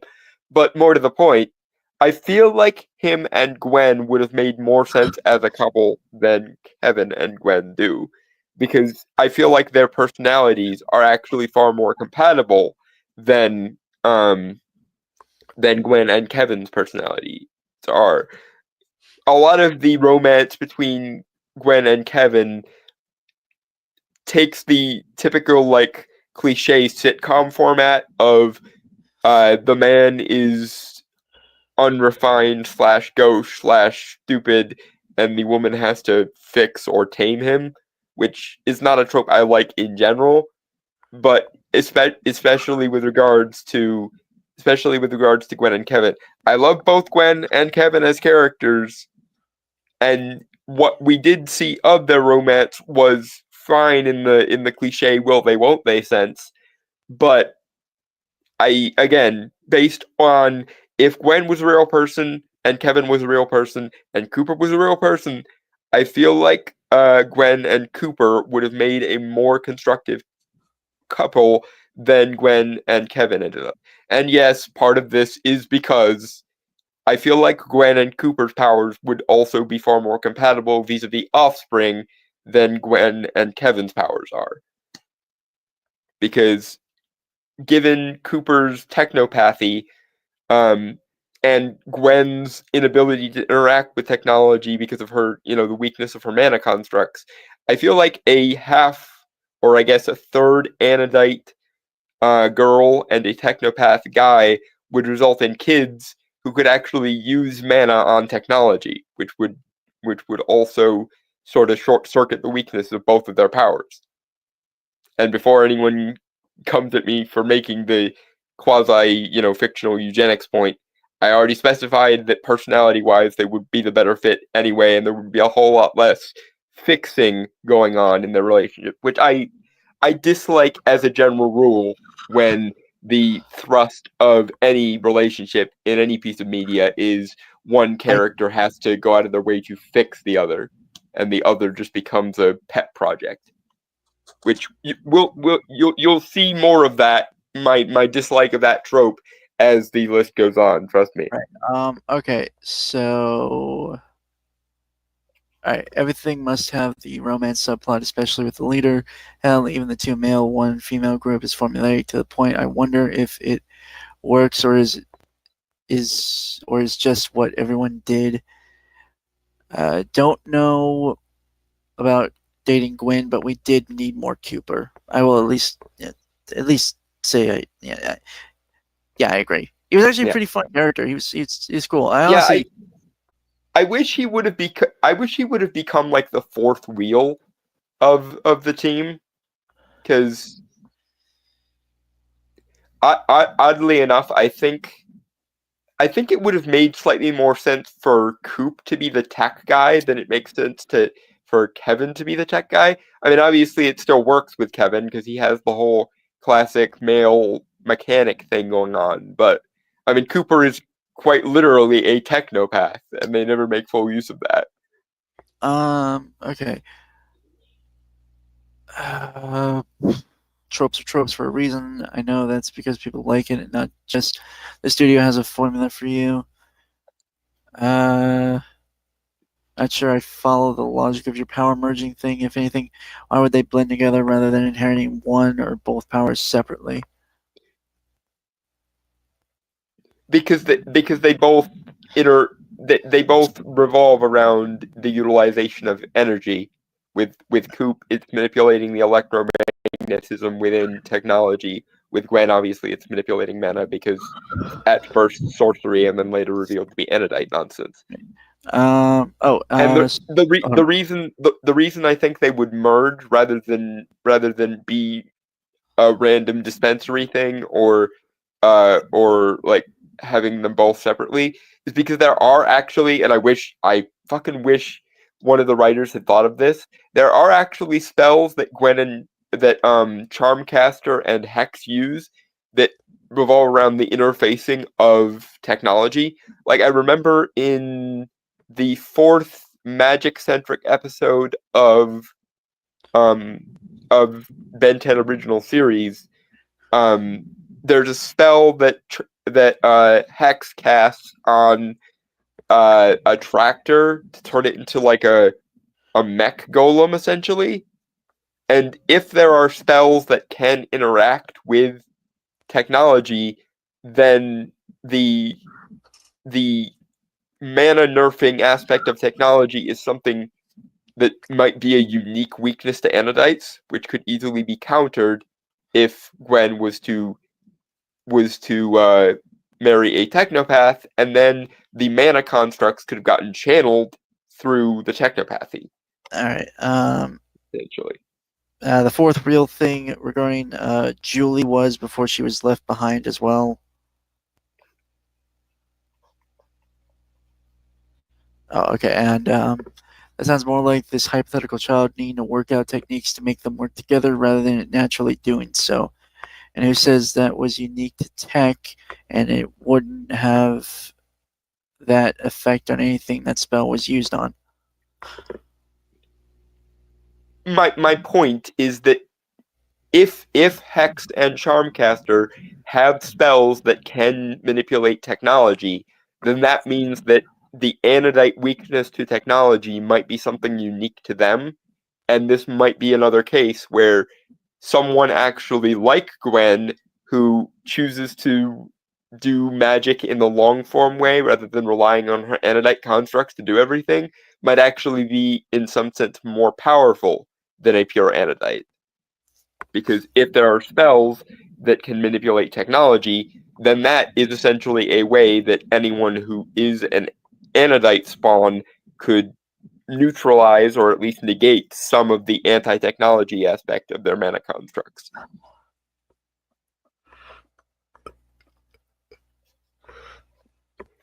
Anyway, moving forward.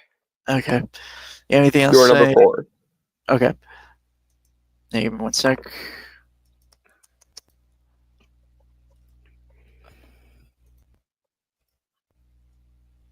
All right. All right. Uh, all right. This is the only real image I could find that kind of works. Top for a nighttime, but not even sure where this anti-tech anodite thing is coming from.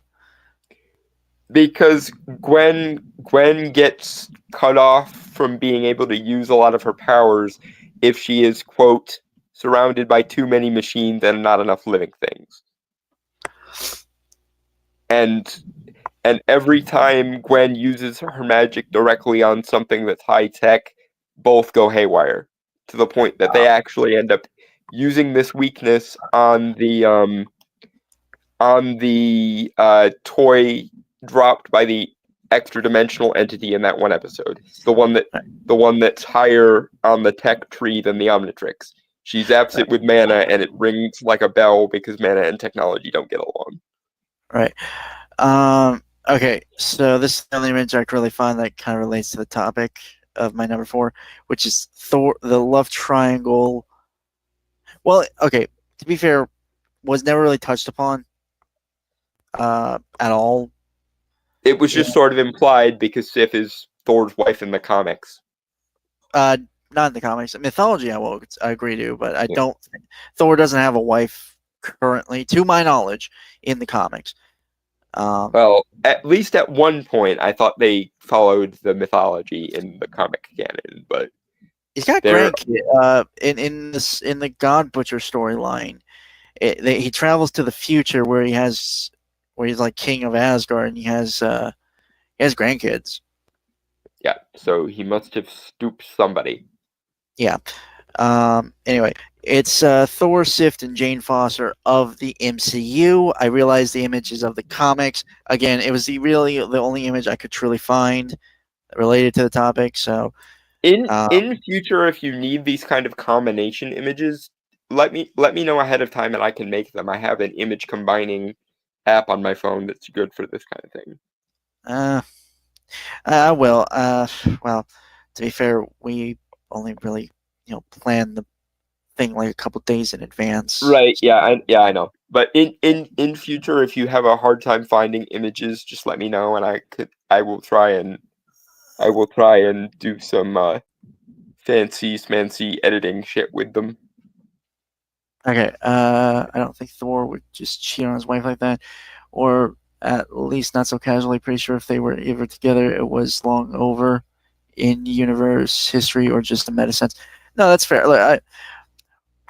What I'm saying is, well, to be fair, I think Thor has been kind of one of the most mishandled characters in the MCU, but I'm not going to get into that now.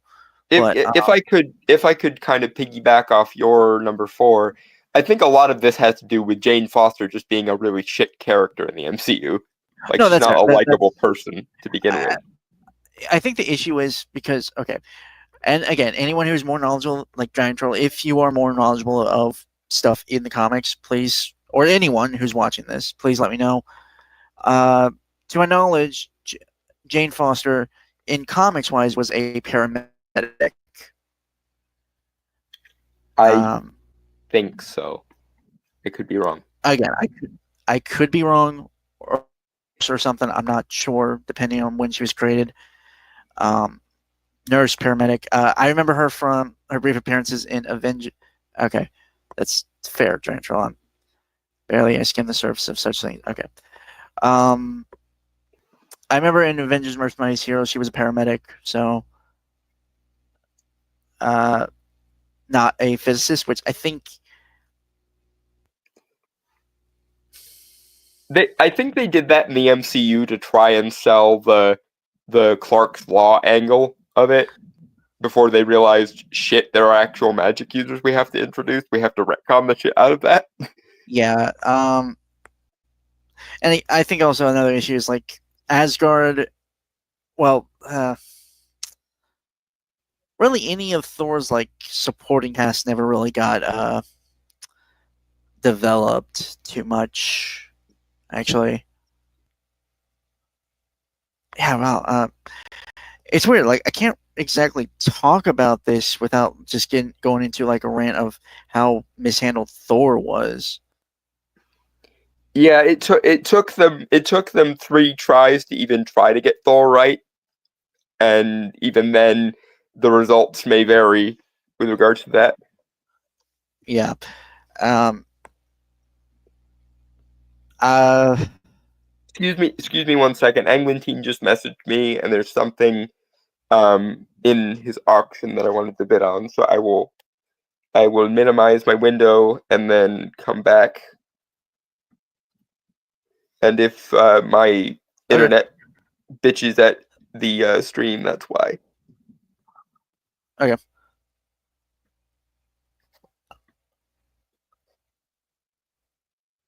And he's gone for the moment. Okay. Um. Again, to be fair, Thor is not a hero. Again, I'm more of a DC guy. So I don't know too much about Marvel lore or characters. I feel very bad about that. I have general passing knowledge on some of the characters. Um, so I do feel like this is a bit of a stretch here to put this on my list, but um, nothing. Giant Troll, there is literally nothing I could say behind his back that I haven't said to his face. Um, but I think the issue, again, specifically MCU wise, is just like none of the characters are developed enough, and the connections they have never feel real or true or honest. Like, it just doesn't feel like any. It feels like they're reading. Okay, yeah, that's fair, Giant Troll. But they just don't. Again, specifically MCU, they just don't feel like people. They don't feel like characters. Uh, Okay, I'm back. Hopefully, Anglintine saw my message to put my $10 bid in. In any case, yeah, I was just do you saying, like, yeah. I was just pointing out that they don't. That I just don't have. I I could have cared about the love triangle if the characters were characters. They Yeah. were, they had person. Well, huh. Jane Okay, never. had a personality in the MCU. She was just kind of a bitch, though, is the problem. She wasn't a Yeah. likable character, and that No, kind of it's nerfed the just potential there. it's one of those love triangles that is like you don't actually know it's there because of how terrible it's done. Yeah. If they had done their due diligence by the Thor franchise, it would have been there, but they didn't, so it can't be. I had recently found out Matthew Vaughn wanted to do a Thor film at one point. Aw, dude. Missed opportunity. Yep. Okay. You're number 4, right? Yes, sir. All right. Oh, and Giant Turtle wanted me to say some stuff behind your back, but I mean, there's nothing I could say behind your back that I already haven't told you to your face. So Yeah. We regularly mock and insult each other all the freaking time. That's how you know we're best friends. yeah.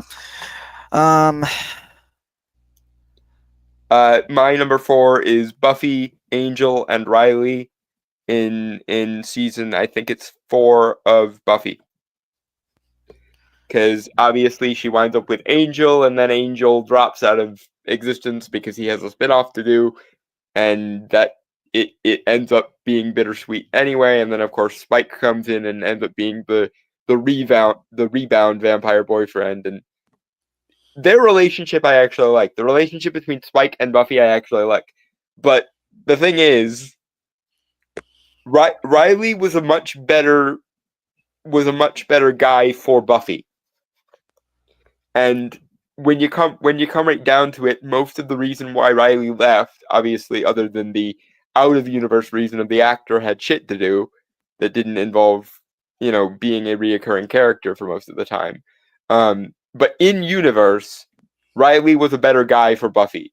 I think Angel indulged her darker tendencies and made her a worse person. In the same way that I think having to deal with Spike's issues actually might have made Buffy a better person. As much as I hate the I have to fix them trope. But Riley should have been endgame for Buffy. He was everything she could have wanted and then some. And in a lot of ways, the reason why she ended up letting him go was she didn't think that she deserved him on some level, which is a fine reason why it didn't work out and everything. But if the only reason why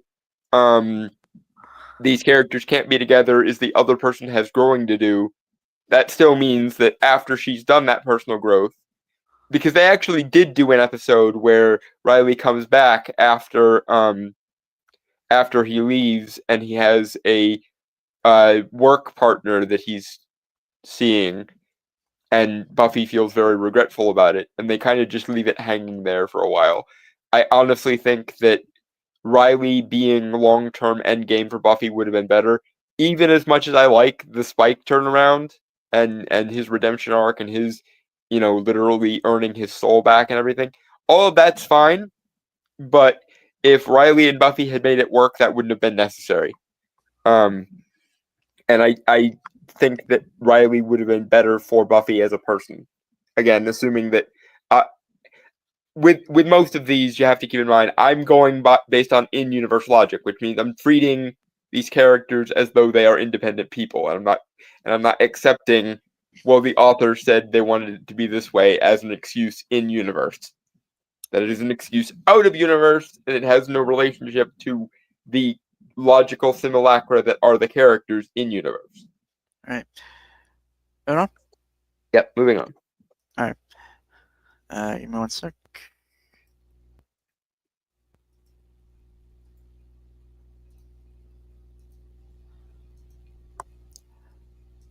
All right. My number 3. There we go. Is the love triangle of Spider-Man, MJ, and Black Cat. Which version, out of curiosity? I don't really have a particular, to be honest. Just in general, I guess. Maybe comics, because they actually did something pretty interesting. For one thing, they could have changed it because Marvel loves fucking up Spidey's life constantly. Because God forbid we write a happy Spider-Man for more than 5 seconds. Maybe that's why people love the new Ultimate Spider-Man run a lot, because he actually does have like a legitimately happy life. And let us once again beat this particular dead horse to death. One More Day should be retconned out of existence, and Doctor Strange should BTFO the shit out of Mephisto. Okay, so fun fact. There's actually a comic that I've come across on Twitter regarding that. And it's still early, only a couple dozen pages have been made so far. Mm-hmm. Like the artist is just doing one page every now and then. But it's very interesting. It is retconning it. It's keeping it, but it is retconning it in the way that it's hard to explain. But I can find it, and I'll probably do my 5 things I know about Ultimate Spider-Man. Let's just say Carnage does something personal to him. Are we talking? No, I'm not talking about like the Ultimate Universe from like the 2000s Dragon Turtle. I'm talking about the new one. Where the Maker is. Yeah, they rebooted the Ultimate Universe again because God forbid we keep a stable continuity for more than 5 seconds in modern comics. Yeah, it's been going on for like a year now, I think.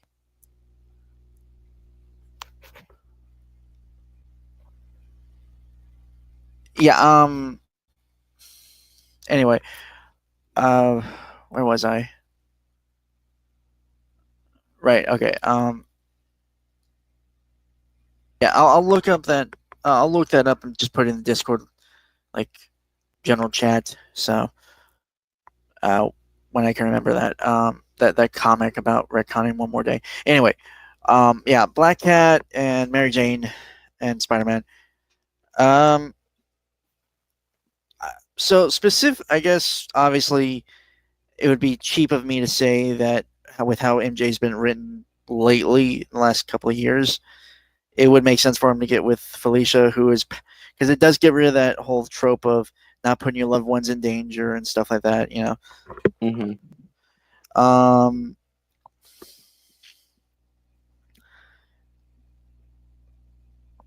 but I mean, to be fair, I was never really a big fan of it because it's been stated pretty obviously from like early appearances of Black Cat.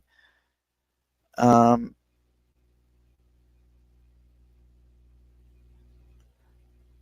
she only cared for Spider-Man. She never really. I think she started to grow and understand Peter, but originally it was the power that allured her to Spider-Man a lot. That okay. So that is actually a good question, General. Asking if Black Cat has a power, or she's just really skilled thief. So I think originally it was. There are some continuities where she does have superpowers. Yeah, it depends on the continuity. Usually, the ones I've seen do have powers because she drinks an alternate version of the super soldier serum. I don't know if that was. I remember the '90s Spider-Man animated series did that. Like she was exposed to a super soldier serum. Yeah. I think she was in a relationship with Morbius, if I remember correctly.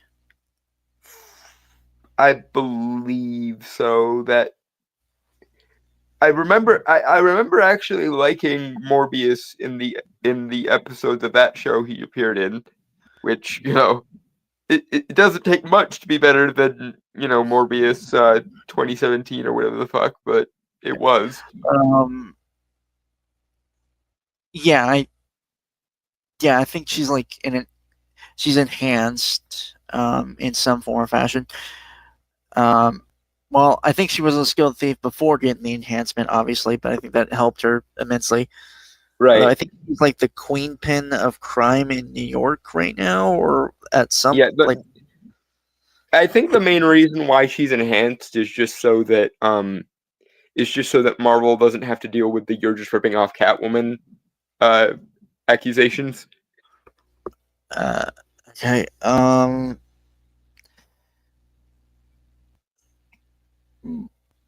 But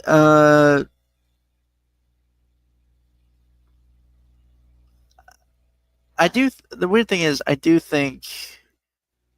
To be fair, my love triangle list is not really like who got with who and why it's wrong and stuff. It's more of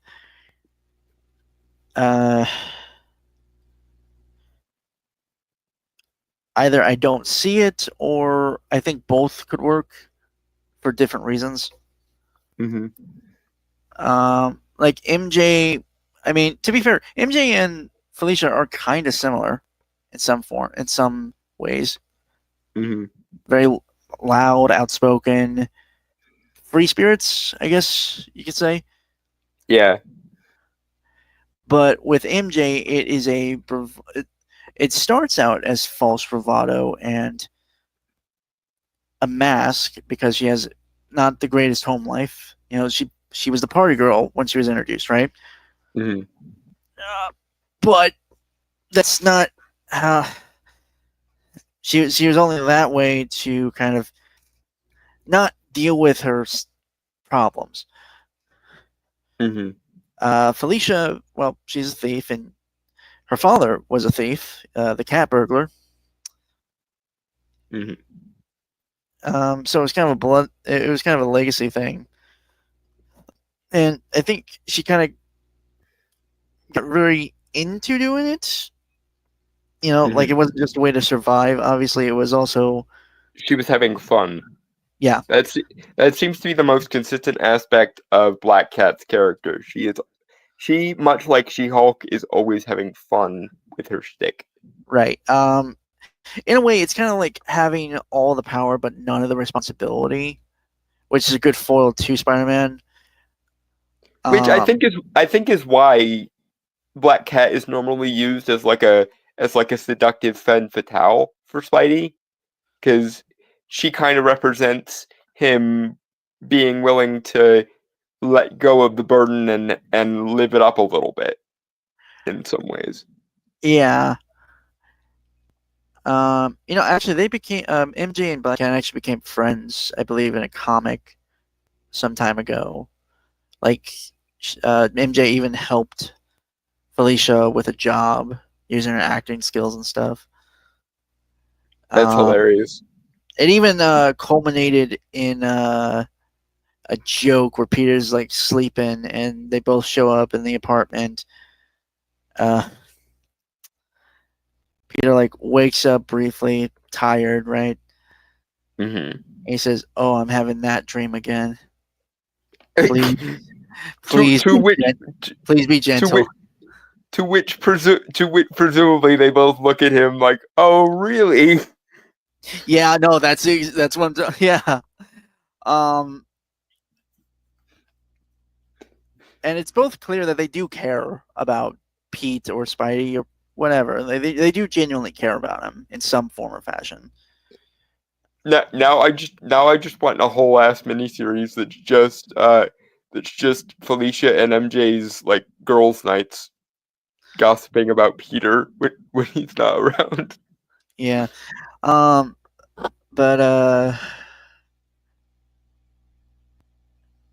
yeah, I don't know. To be fair, Spider-Man gets a lot of women. I know one of his major characteristics when he started out was being the everyman as a superhero, right? Mm-hmm.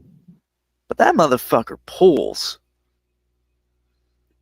I mean, I'm not certain to what degree those two things aren't related, because I think in the back of the average everyman's mind, they think that if they had superpowers, they too would automatically become much more appealing to the other side of things. And I mean, Ah, hell, they kind of do the same thing with Jen when she gets her powers as well. When She-Hulk is being written correctly and not like a intersectional feminist shill character, but right. Yeah, I don't know. It's kind of again depending on the version of the characters that are written, either could be a good partner for Spider-Man. Mm-hmm. So,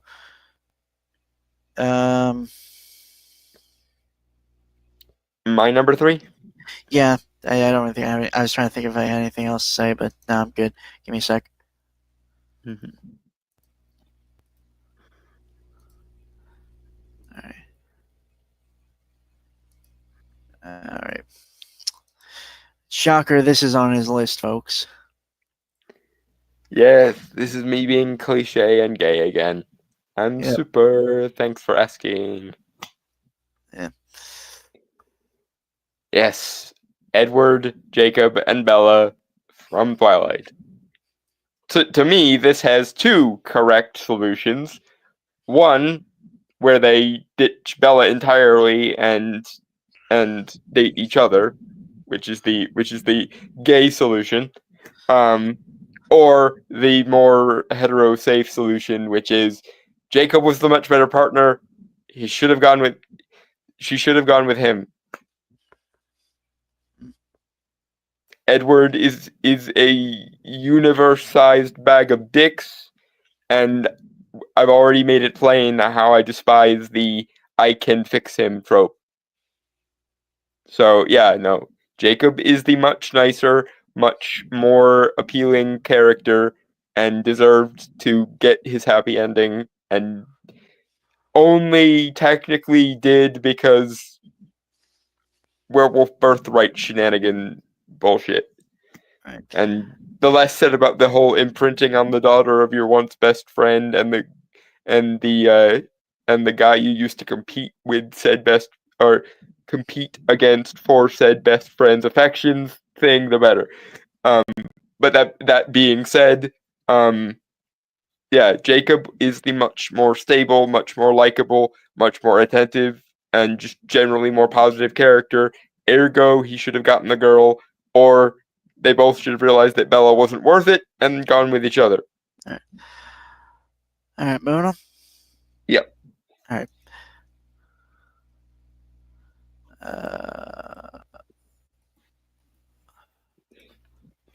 All right. Okay. Present. There we go. Number 3. Technically wasn't a love triangle, mind you, but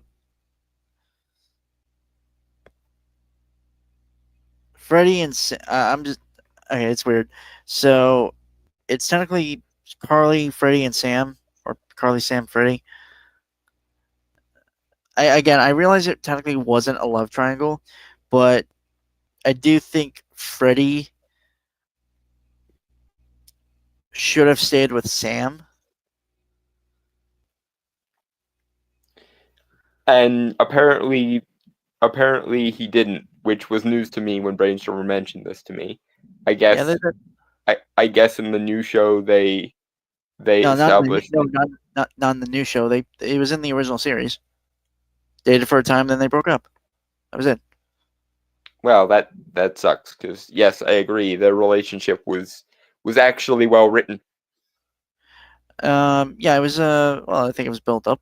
Well, I do think Sam being kind of, I don't want to say psychopath, but sociopath at the very least, for early seasons were be a bit much at times. She was a cliche tough girl in the early 2000s. She was sort of inevitably going to wind up kind of being a sociopath. Jen Turner was asking about the new show. There's like there is a revival on Paramount Plus. It's like a sequel series where they're all grown up. Sam, Jeanette McCurdy, who played Sam, unfortunately is not on there, but they have made mention of the character. Apparently, she retired from acting sometime after Sam and Kat happened, the Victorious iCarly spinoff thing. Yeah. So that's why she's not there, which I gotta say I kind of miss, because whatever else you may think of that show, the chemistry between Carly, Freddie, Sam, and Spencer was amazing. The actors, you could tell the actors were having an amazing time the whole way through, pretty much.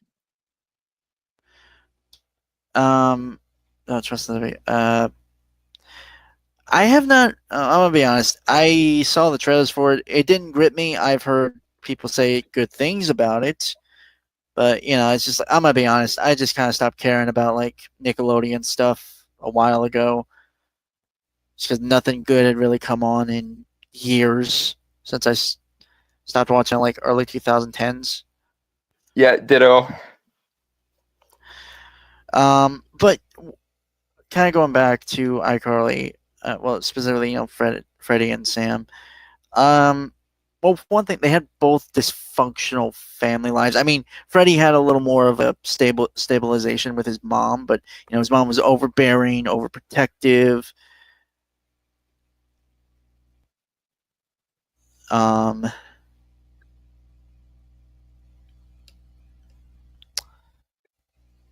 mean, his mom literally put a tracker in his skull as a baby, so yeah, the Freddie and his mom subplot.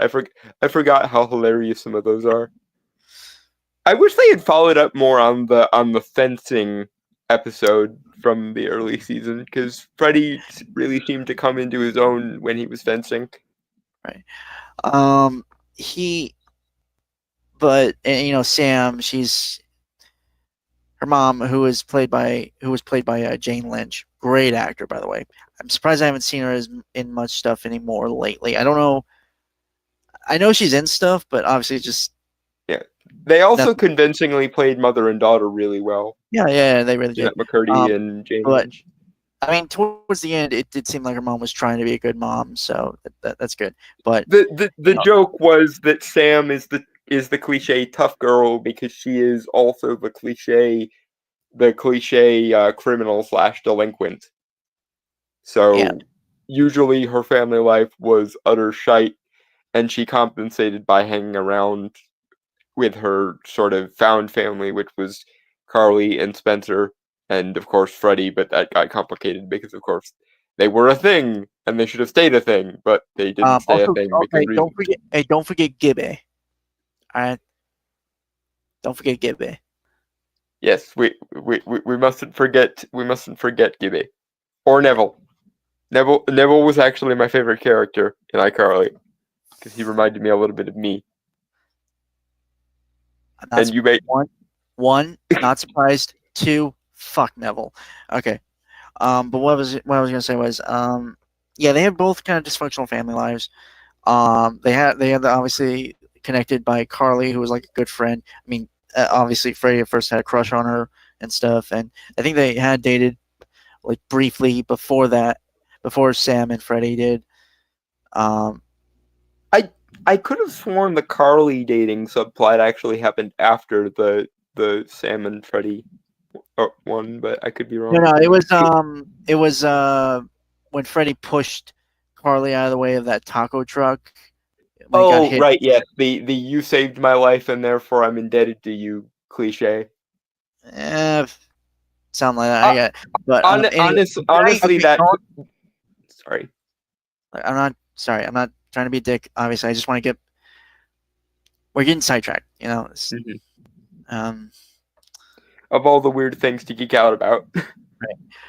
Um. Where was fucking Christ? I had it.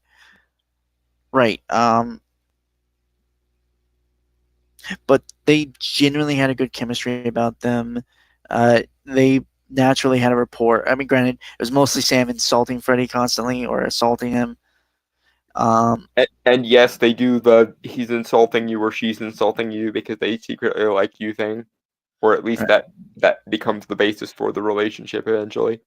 Right. But they do kind of bring out more of each other. Like Freddie becomes a little more confident, assertive when he's hanging around Sam, and Sam becomes kind of a little more. And again, I'm going off basic memory that I've for the last like decade and a half since the show aired. I'm gonna have to rewatch this entire show now. So I- my memory might be a little fuzzy, and if anyone wants to correct me, please do so. If I get something wrong, I apologize. Um, but she, but yeah, like I think they were good for each other. I mean, yeah, they had problems like any couple does, you know, but I think they were strong enough that they could have fixed it. And You know, again, props to the actors in particular, because the thing about Dan Snyder shows is while the writing was occasionally rather smart or rather funny, a lot of what made those shows as memorable and likable as they are actors. was the actors and their chemistry with one another. I will still I even though I like iCarly, I will still say I prefer Drake and Josh. It might be a generational thing though, because I grew up more on Drake and Josh, and I'm in that. iCarly didn't show up until like my tween years, so that might be why. I was in that middle. You know, Hmm. because I remember I remember seeing iCarly when it came out, but I also remember watching Drake and Josh when I was growing up. So Yeah, it's like a and before we move on from this, yes, we're aware of the elephant in the room and Dan Snyder's Me Too style allegations. well If they are, yeah, Nickelodeon overall allowing a lot of yeah, shit happening. yeah. If they are true, then fuck him. If not, then fuck the people who killed his career for the sake of it. I Um, I'm fair. Well, okay, I'm not gonna say he himself, but I feel like he was at least letting stuff with Drake Bell at the very yeah, least. uh, uh, I consider his allegations to be more viable than most of the Me Too style allegations. It does really feel like he was up to some very shady shit, but just because he was up to some really shady shit does not prevent um Zoe 101, Drake and Josh, iCarly, Victoria doesn't prevent the Dan Snyder imprint Nickelodeon shows from being good. No, I'm not saying they're not good. I'm just saying like, Yeah. I'm again separate the art from the artist, obviously. Yeah, yeah. But Just because Dan Snyder was likely a shitty person doesn't mean that the end result of his product was bad. I will still hold the nostalgia for Drake and Josh and to a lesser extent iCarly in my heart forever. Victorious is probably the least good of the bunch if you put a gun to my head, which isn't to say I didn't like it. It's just that the premise of Victorious was kind of bonkers, and so it was always hard for me to get into.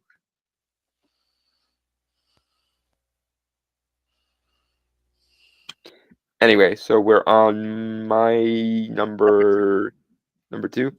yeah, there we go.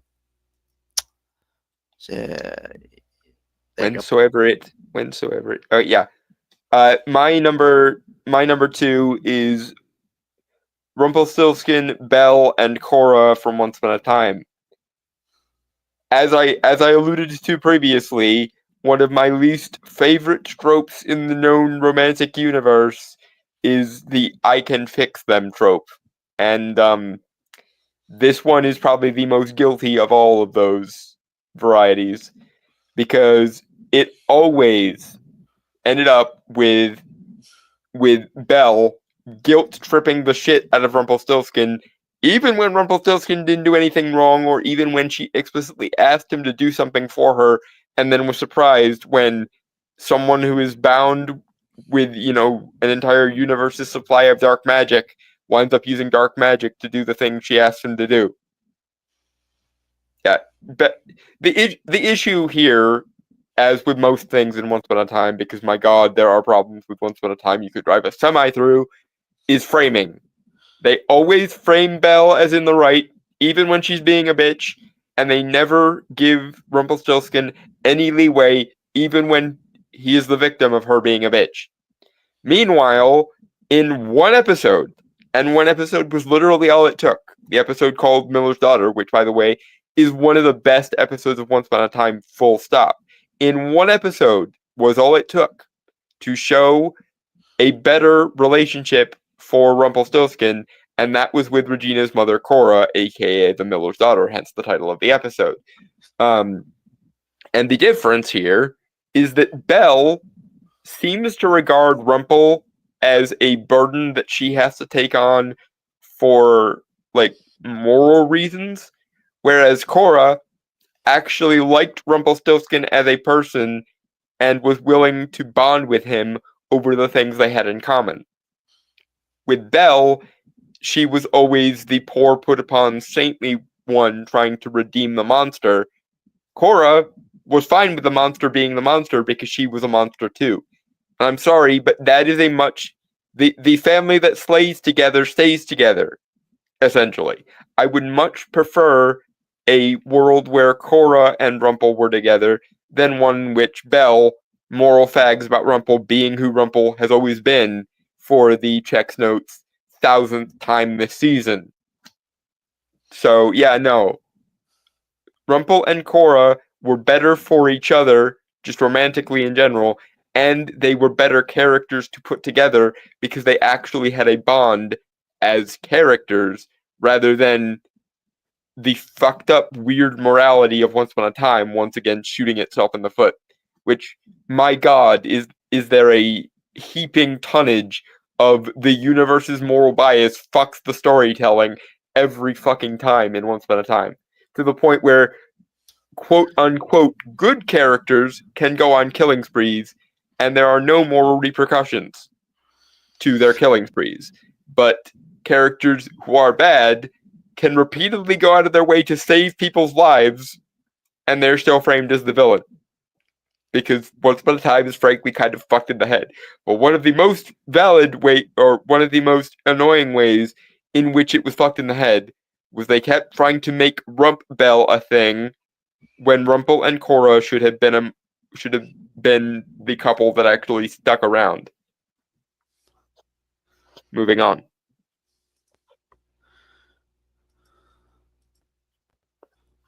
Give me one sec.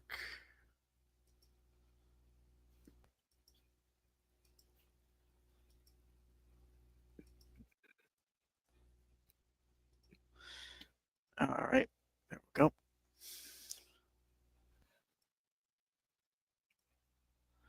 Yep. All right, my number one from Danny Phantom, Sam. It's Danny, Sam, and Valerie. Again, not technically a love triangle. Um, it was just a little fun thing. Danny dated both girls. I mean, granted, Yeah. I'm not saying either were good or bad. Well, both were actually pretty good for Danny, I think. Hmm. Especially when Valerie kind of, and for those who don't remember Valerie, one voiced by Cree Summers, a fantastic voice actress, has done the voice for like Number 5 and Kids Next Door. Wasn't she also Cree Cree. in Kids Next Door? Number Five's older sister. Yeah, I think so. Yeah. I think that's why they called her that. If I'm not mistaken, they named her after the voice actress. Yeah. I Um, think. yeah, they were a prolific voice actress, been doing work for decades at this point. And she Fantastic. will basically until her voice gives out, because she just has one of those iconic voices that you literally cannot avoid putting in something. Yeah. If there is a female black character and you're not casting Cree Summer, then what the fuck are you doing? Okay. Okay. Um, but Valerie was the character who became a ghost hunter, actually kind of under the employ of Vlad Masters, aka Vlad Plasmius, for a time. Uh, Even though she didn't realize who her benefactor was for most of the tenure of her ghost hunting, yeah. which made it very interesting when she found out. Yeah, well, she became a ghost hunter because her dad kind of lost his job in a battle with, I believe, Danny had at the time, with like a ghost security dog. Right. Yeah, I believe it was, what the fuck was the tech company's name? Um I think it started with an A, but I can't remember. was it just Amity Labs or something like that? I Because can't. I don't remember. I know Can't. the town was named Amity Park. It might have just been Amity Labs or something. But I point don't. being, um, Valerie's father was up for a promotion at a fancy like sci-fi tech uh Company. company in town, and Danny accidentally ended up kind of screwing them over because he was busy fighting a ghost of a security dog who, when it Was was looking for a when it wasn't screaming boy. happy, hulked out and destroyed things. Yeah. If I remember correctly, her dad was security and was not boasting, but was confident that the security system they had developed was Was state of the art and impenetrable and perfect. but unfortunately he And would go in then ghost, which proved rather yeah, not. and then the ghost boy and his dog single-handedly came through and screwed up everything like a bull in a china shop, So she metaphorically. moved. So her and her dad moved to kind of a crappy place. I don't know if it was still in Amity Park or it was a different city. I'm not sure. Can't remember. It was, but they were essentially living hand to mouth. The crux of it is Valerie used to be one of the rich, popular kids with all the money and the status and the bling and so on.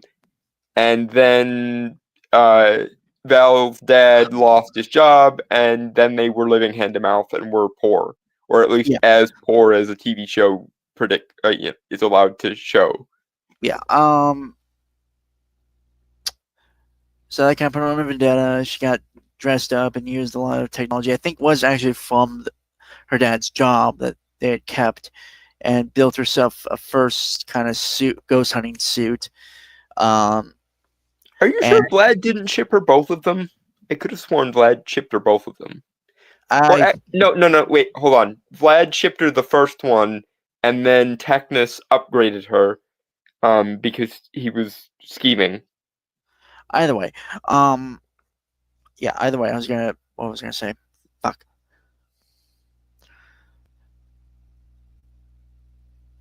fuck. Right. She and she and Danny kind of started connecting. I think after she kind of lost her status among the cool kids, even though those motherfuckers did jack shit. I will say, from what we see of Quan when he's not being natively influenced by Dash, Quan seems cool, like actually cool, not just TV cool. That's fair. That's fair. Most of the dickheadishness of the popular kids in Danny Phantom are centered either on Dash being the stereotypical jock bully character or Paulina being the stereotypical queen bee character. Anyway, what was it? She and Danny started to click. I think they dated for a minute on the show, but I can't. Yeah. The ironic thing was that the closer Danny Fenton and Valerie got, the more she hated Danny Phantom, and thus the predictable, oh my god, the guy I've been dating is also my worst enemy kind of reveal eventually. No, that didn't happen until like literally Phantom Planet, and we only get a brief scene of her of seeing him. We did see a little bit more in the alternate future timeline because Valerie is one of the few people who knows who, Danny Phantom actually is. So presumably she found out in that timeline as well. Yeah. Anyway, and then going with Sam Manson, who is Danny's kind of best friend. Well, okay. Danny's friend, who is revealed to kind of be the one who got Danny his powers by pushing him to, go into the ghost portal, activate all that shit. She's very well. Actually, another thing about it, I mean, she was fun and interesting, but she was the one female friend, so 2000s logic dictates there has to be a romantic angle there. I mean, it wasn't handled bad, but no, but I don't think.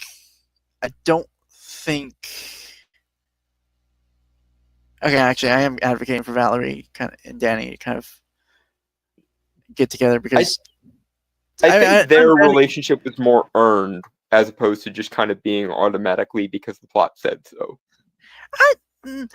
I don't disagree technically, but I do think there was some build up there. There was some connection between the two, but with Sam and Danny.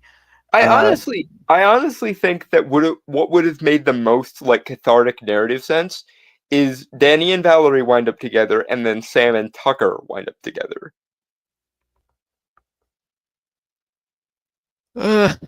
We'll have a discussion about that some other time, but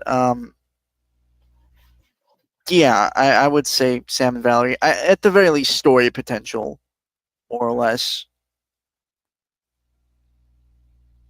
Like their will they won't they actually kind of makes sense. And I know we kind of do hate that trope, but here it kind of it worked. It's just I will back you up on this. I think it would have actually worked better if it was Valerie and not Sam. Yeah. But because early 2000s TV logic, there can't be a third. There can't be a third friend in a friend group who is also a girl without the main male character also having a thing for them eventually somehow. Not saying this is a bad example of that. It's just it is also an example of that. Yeah.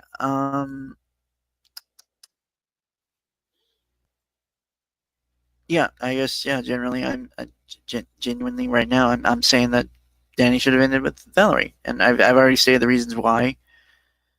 With like, their chemistry, their story, and the potential. Really. Plus, they're two. Like, no offense, but Valerie can actually handle her own in a fight. Sam, this also kind of extends to Tucker too. They mostly just watch as Danny is the one fighting most of the time. Now, most of the time. mind you, Sam was usually the one who did the probably goes a little bit further than being goth, but she does the supernatural research, and of course Right. Tucker does back Danny up tech wise when that becomes relevant to the plot. I know, but Um, I mean, that's why I said mostly. There are times, but every time I remember genuine stuff happening, it was Danny mostly on his own. right. Honestly, a way they could have resolved this, and yes, maybe this is me borrowing a little bit of Gwen's story arc from Ben 10 a little bit, but if Sam's goth phase had eventually morphed into an out and out sorcery phase, I think that could have helped things along. Right. Okay, I think that's about it I want to say there. Move on to yours. Yeah, my number one. All right, give me one sec. I won't lie, this one surprised me.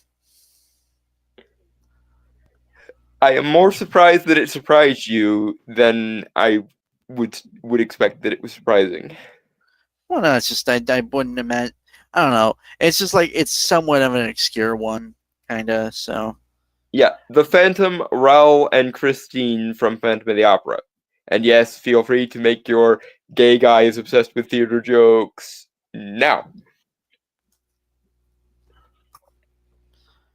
Really? Nothing?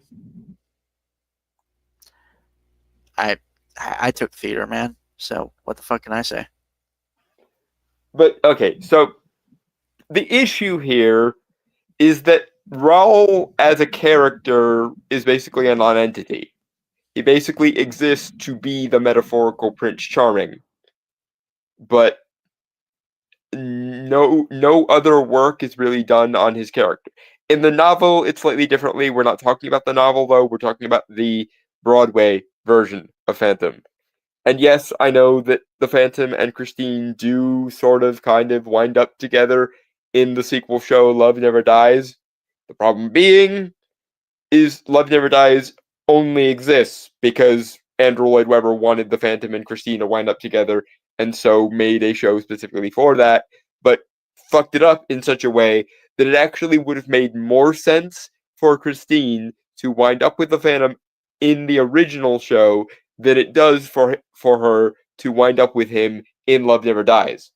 Because in Love Never Dies, Andrew Lloyd Webber kind of turns the Phantom into his own personal self-insert character, which is fine if you want to do it, but that doesn't make the narrative make any sense.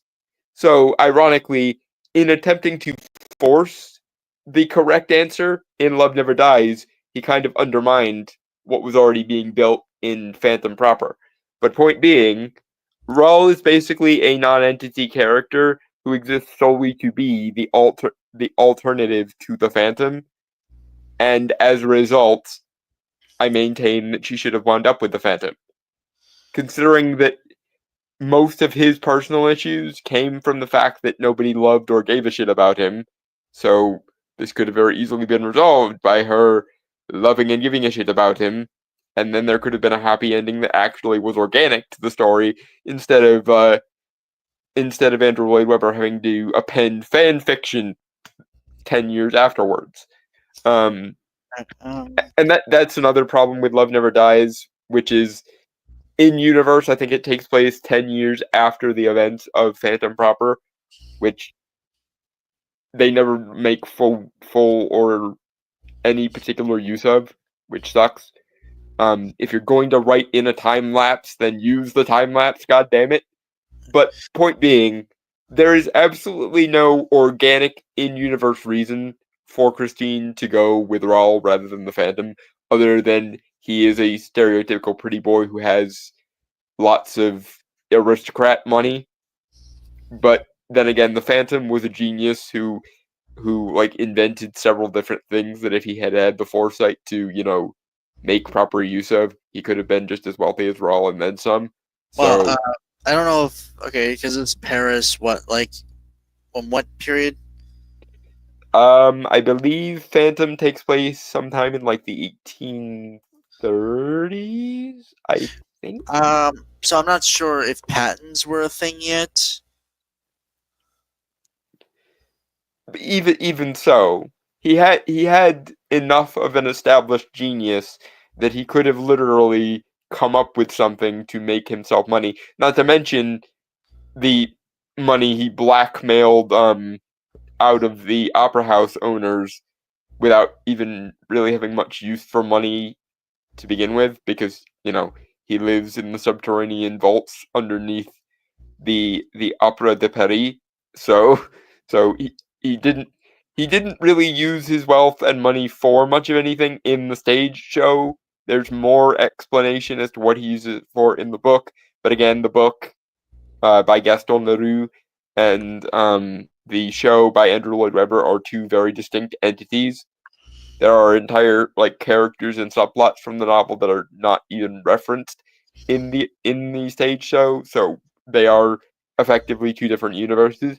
And in the universe Andrew Lloyd Webber established, there is literally no reason for Christine to go for Raoul other than the plot says so, and we're doing a quasi Beauty and the Beast thing. Yeah, so that is why that is my number one. Moving on to Brainstormers number one. Alright, did you get my number one? Oh, shoot. I miscounted. I thought you still had more to go. Drandrel says, you're calling it a phase. I don't see the evidence for it being a phase. Well, no, what I mean is if her gothness had developed further into a straight up aptitude for sorcery or witchcraft or some other such thing, that would have allowed Sam to be more active in participation in the fights and so on. And we do kind of see her goth tendencies leaning that way anyway, because of the thing with the totally not ripped off Infinity Gauntlet in the episode where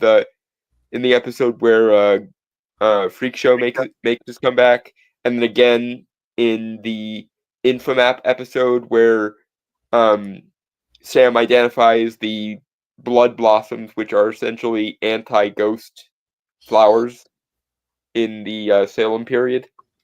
So it's not like the legwork wasn't done for that kind of transition to be made, is the thing. So it wasn't just me pulling Gwen's story arc and sandwiching Sam into it. It was also, it could have organically gone that way and it would have made sense. I don't think that was at all what he meant. Yeah. It's the whole, it's not a phase, Mom. I think that's where. Yeah. I apologize for my ambiguous phrasing. My point is that her goth aptitude should have developed further into something more practical. You're not. He was making a joke. Anyway, I believe that is where we are at the end of. Yeah. So with that, folks, I want to say goodbye, adios, aloha, avideze, sayonara, peace, cheers, and shalom. And remember to love yourself and others, and fuck off. Not necessarily.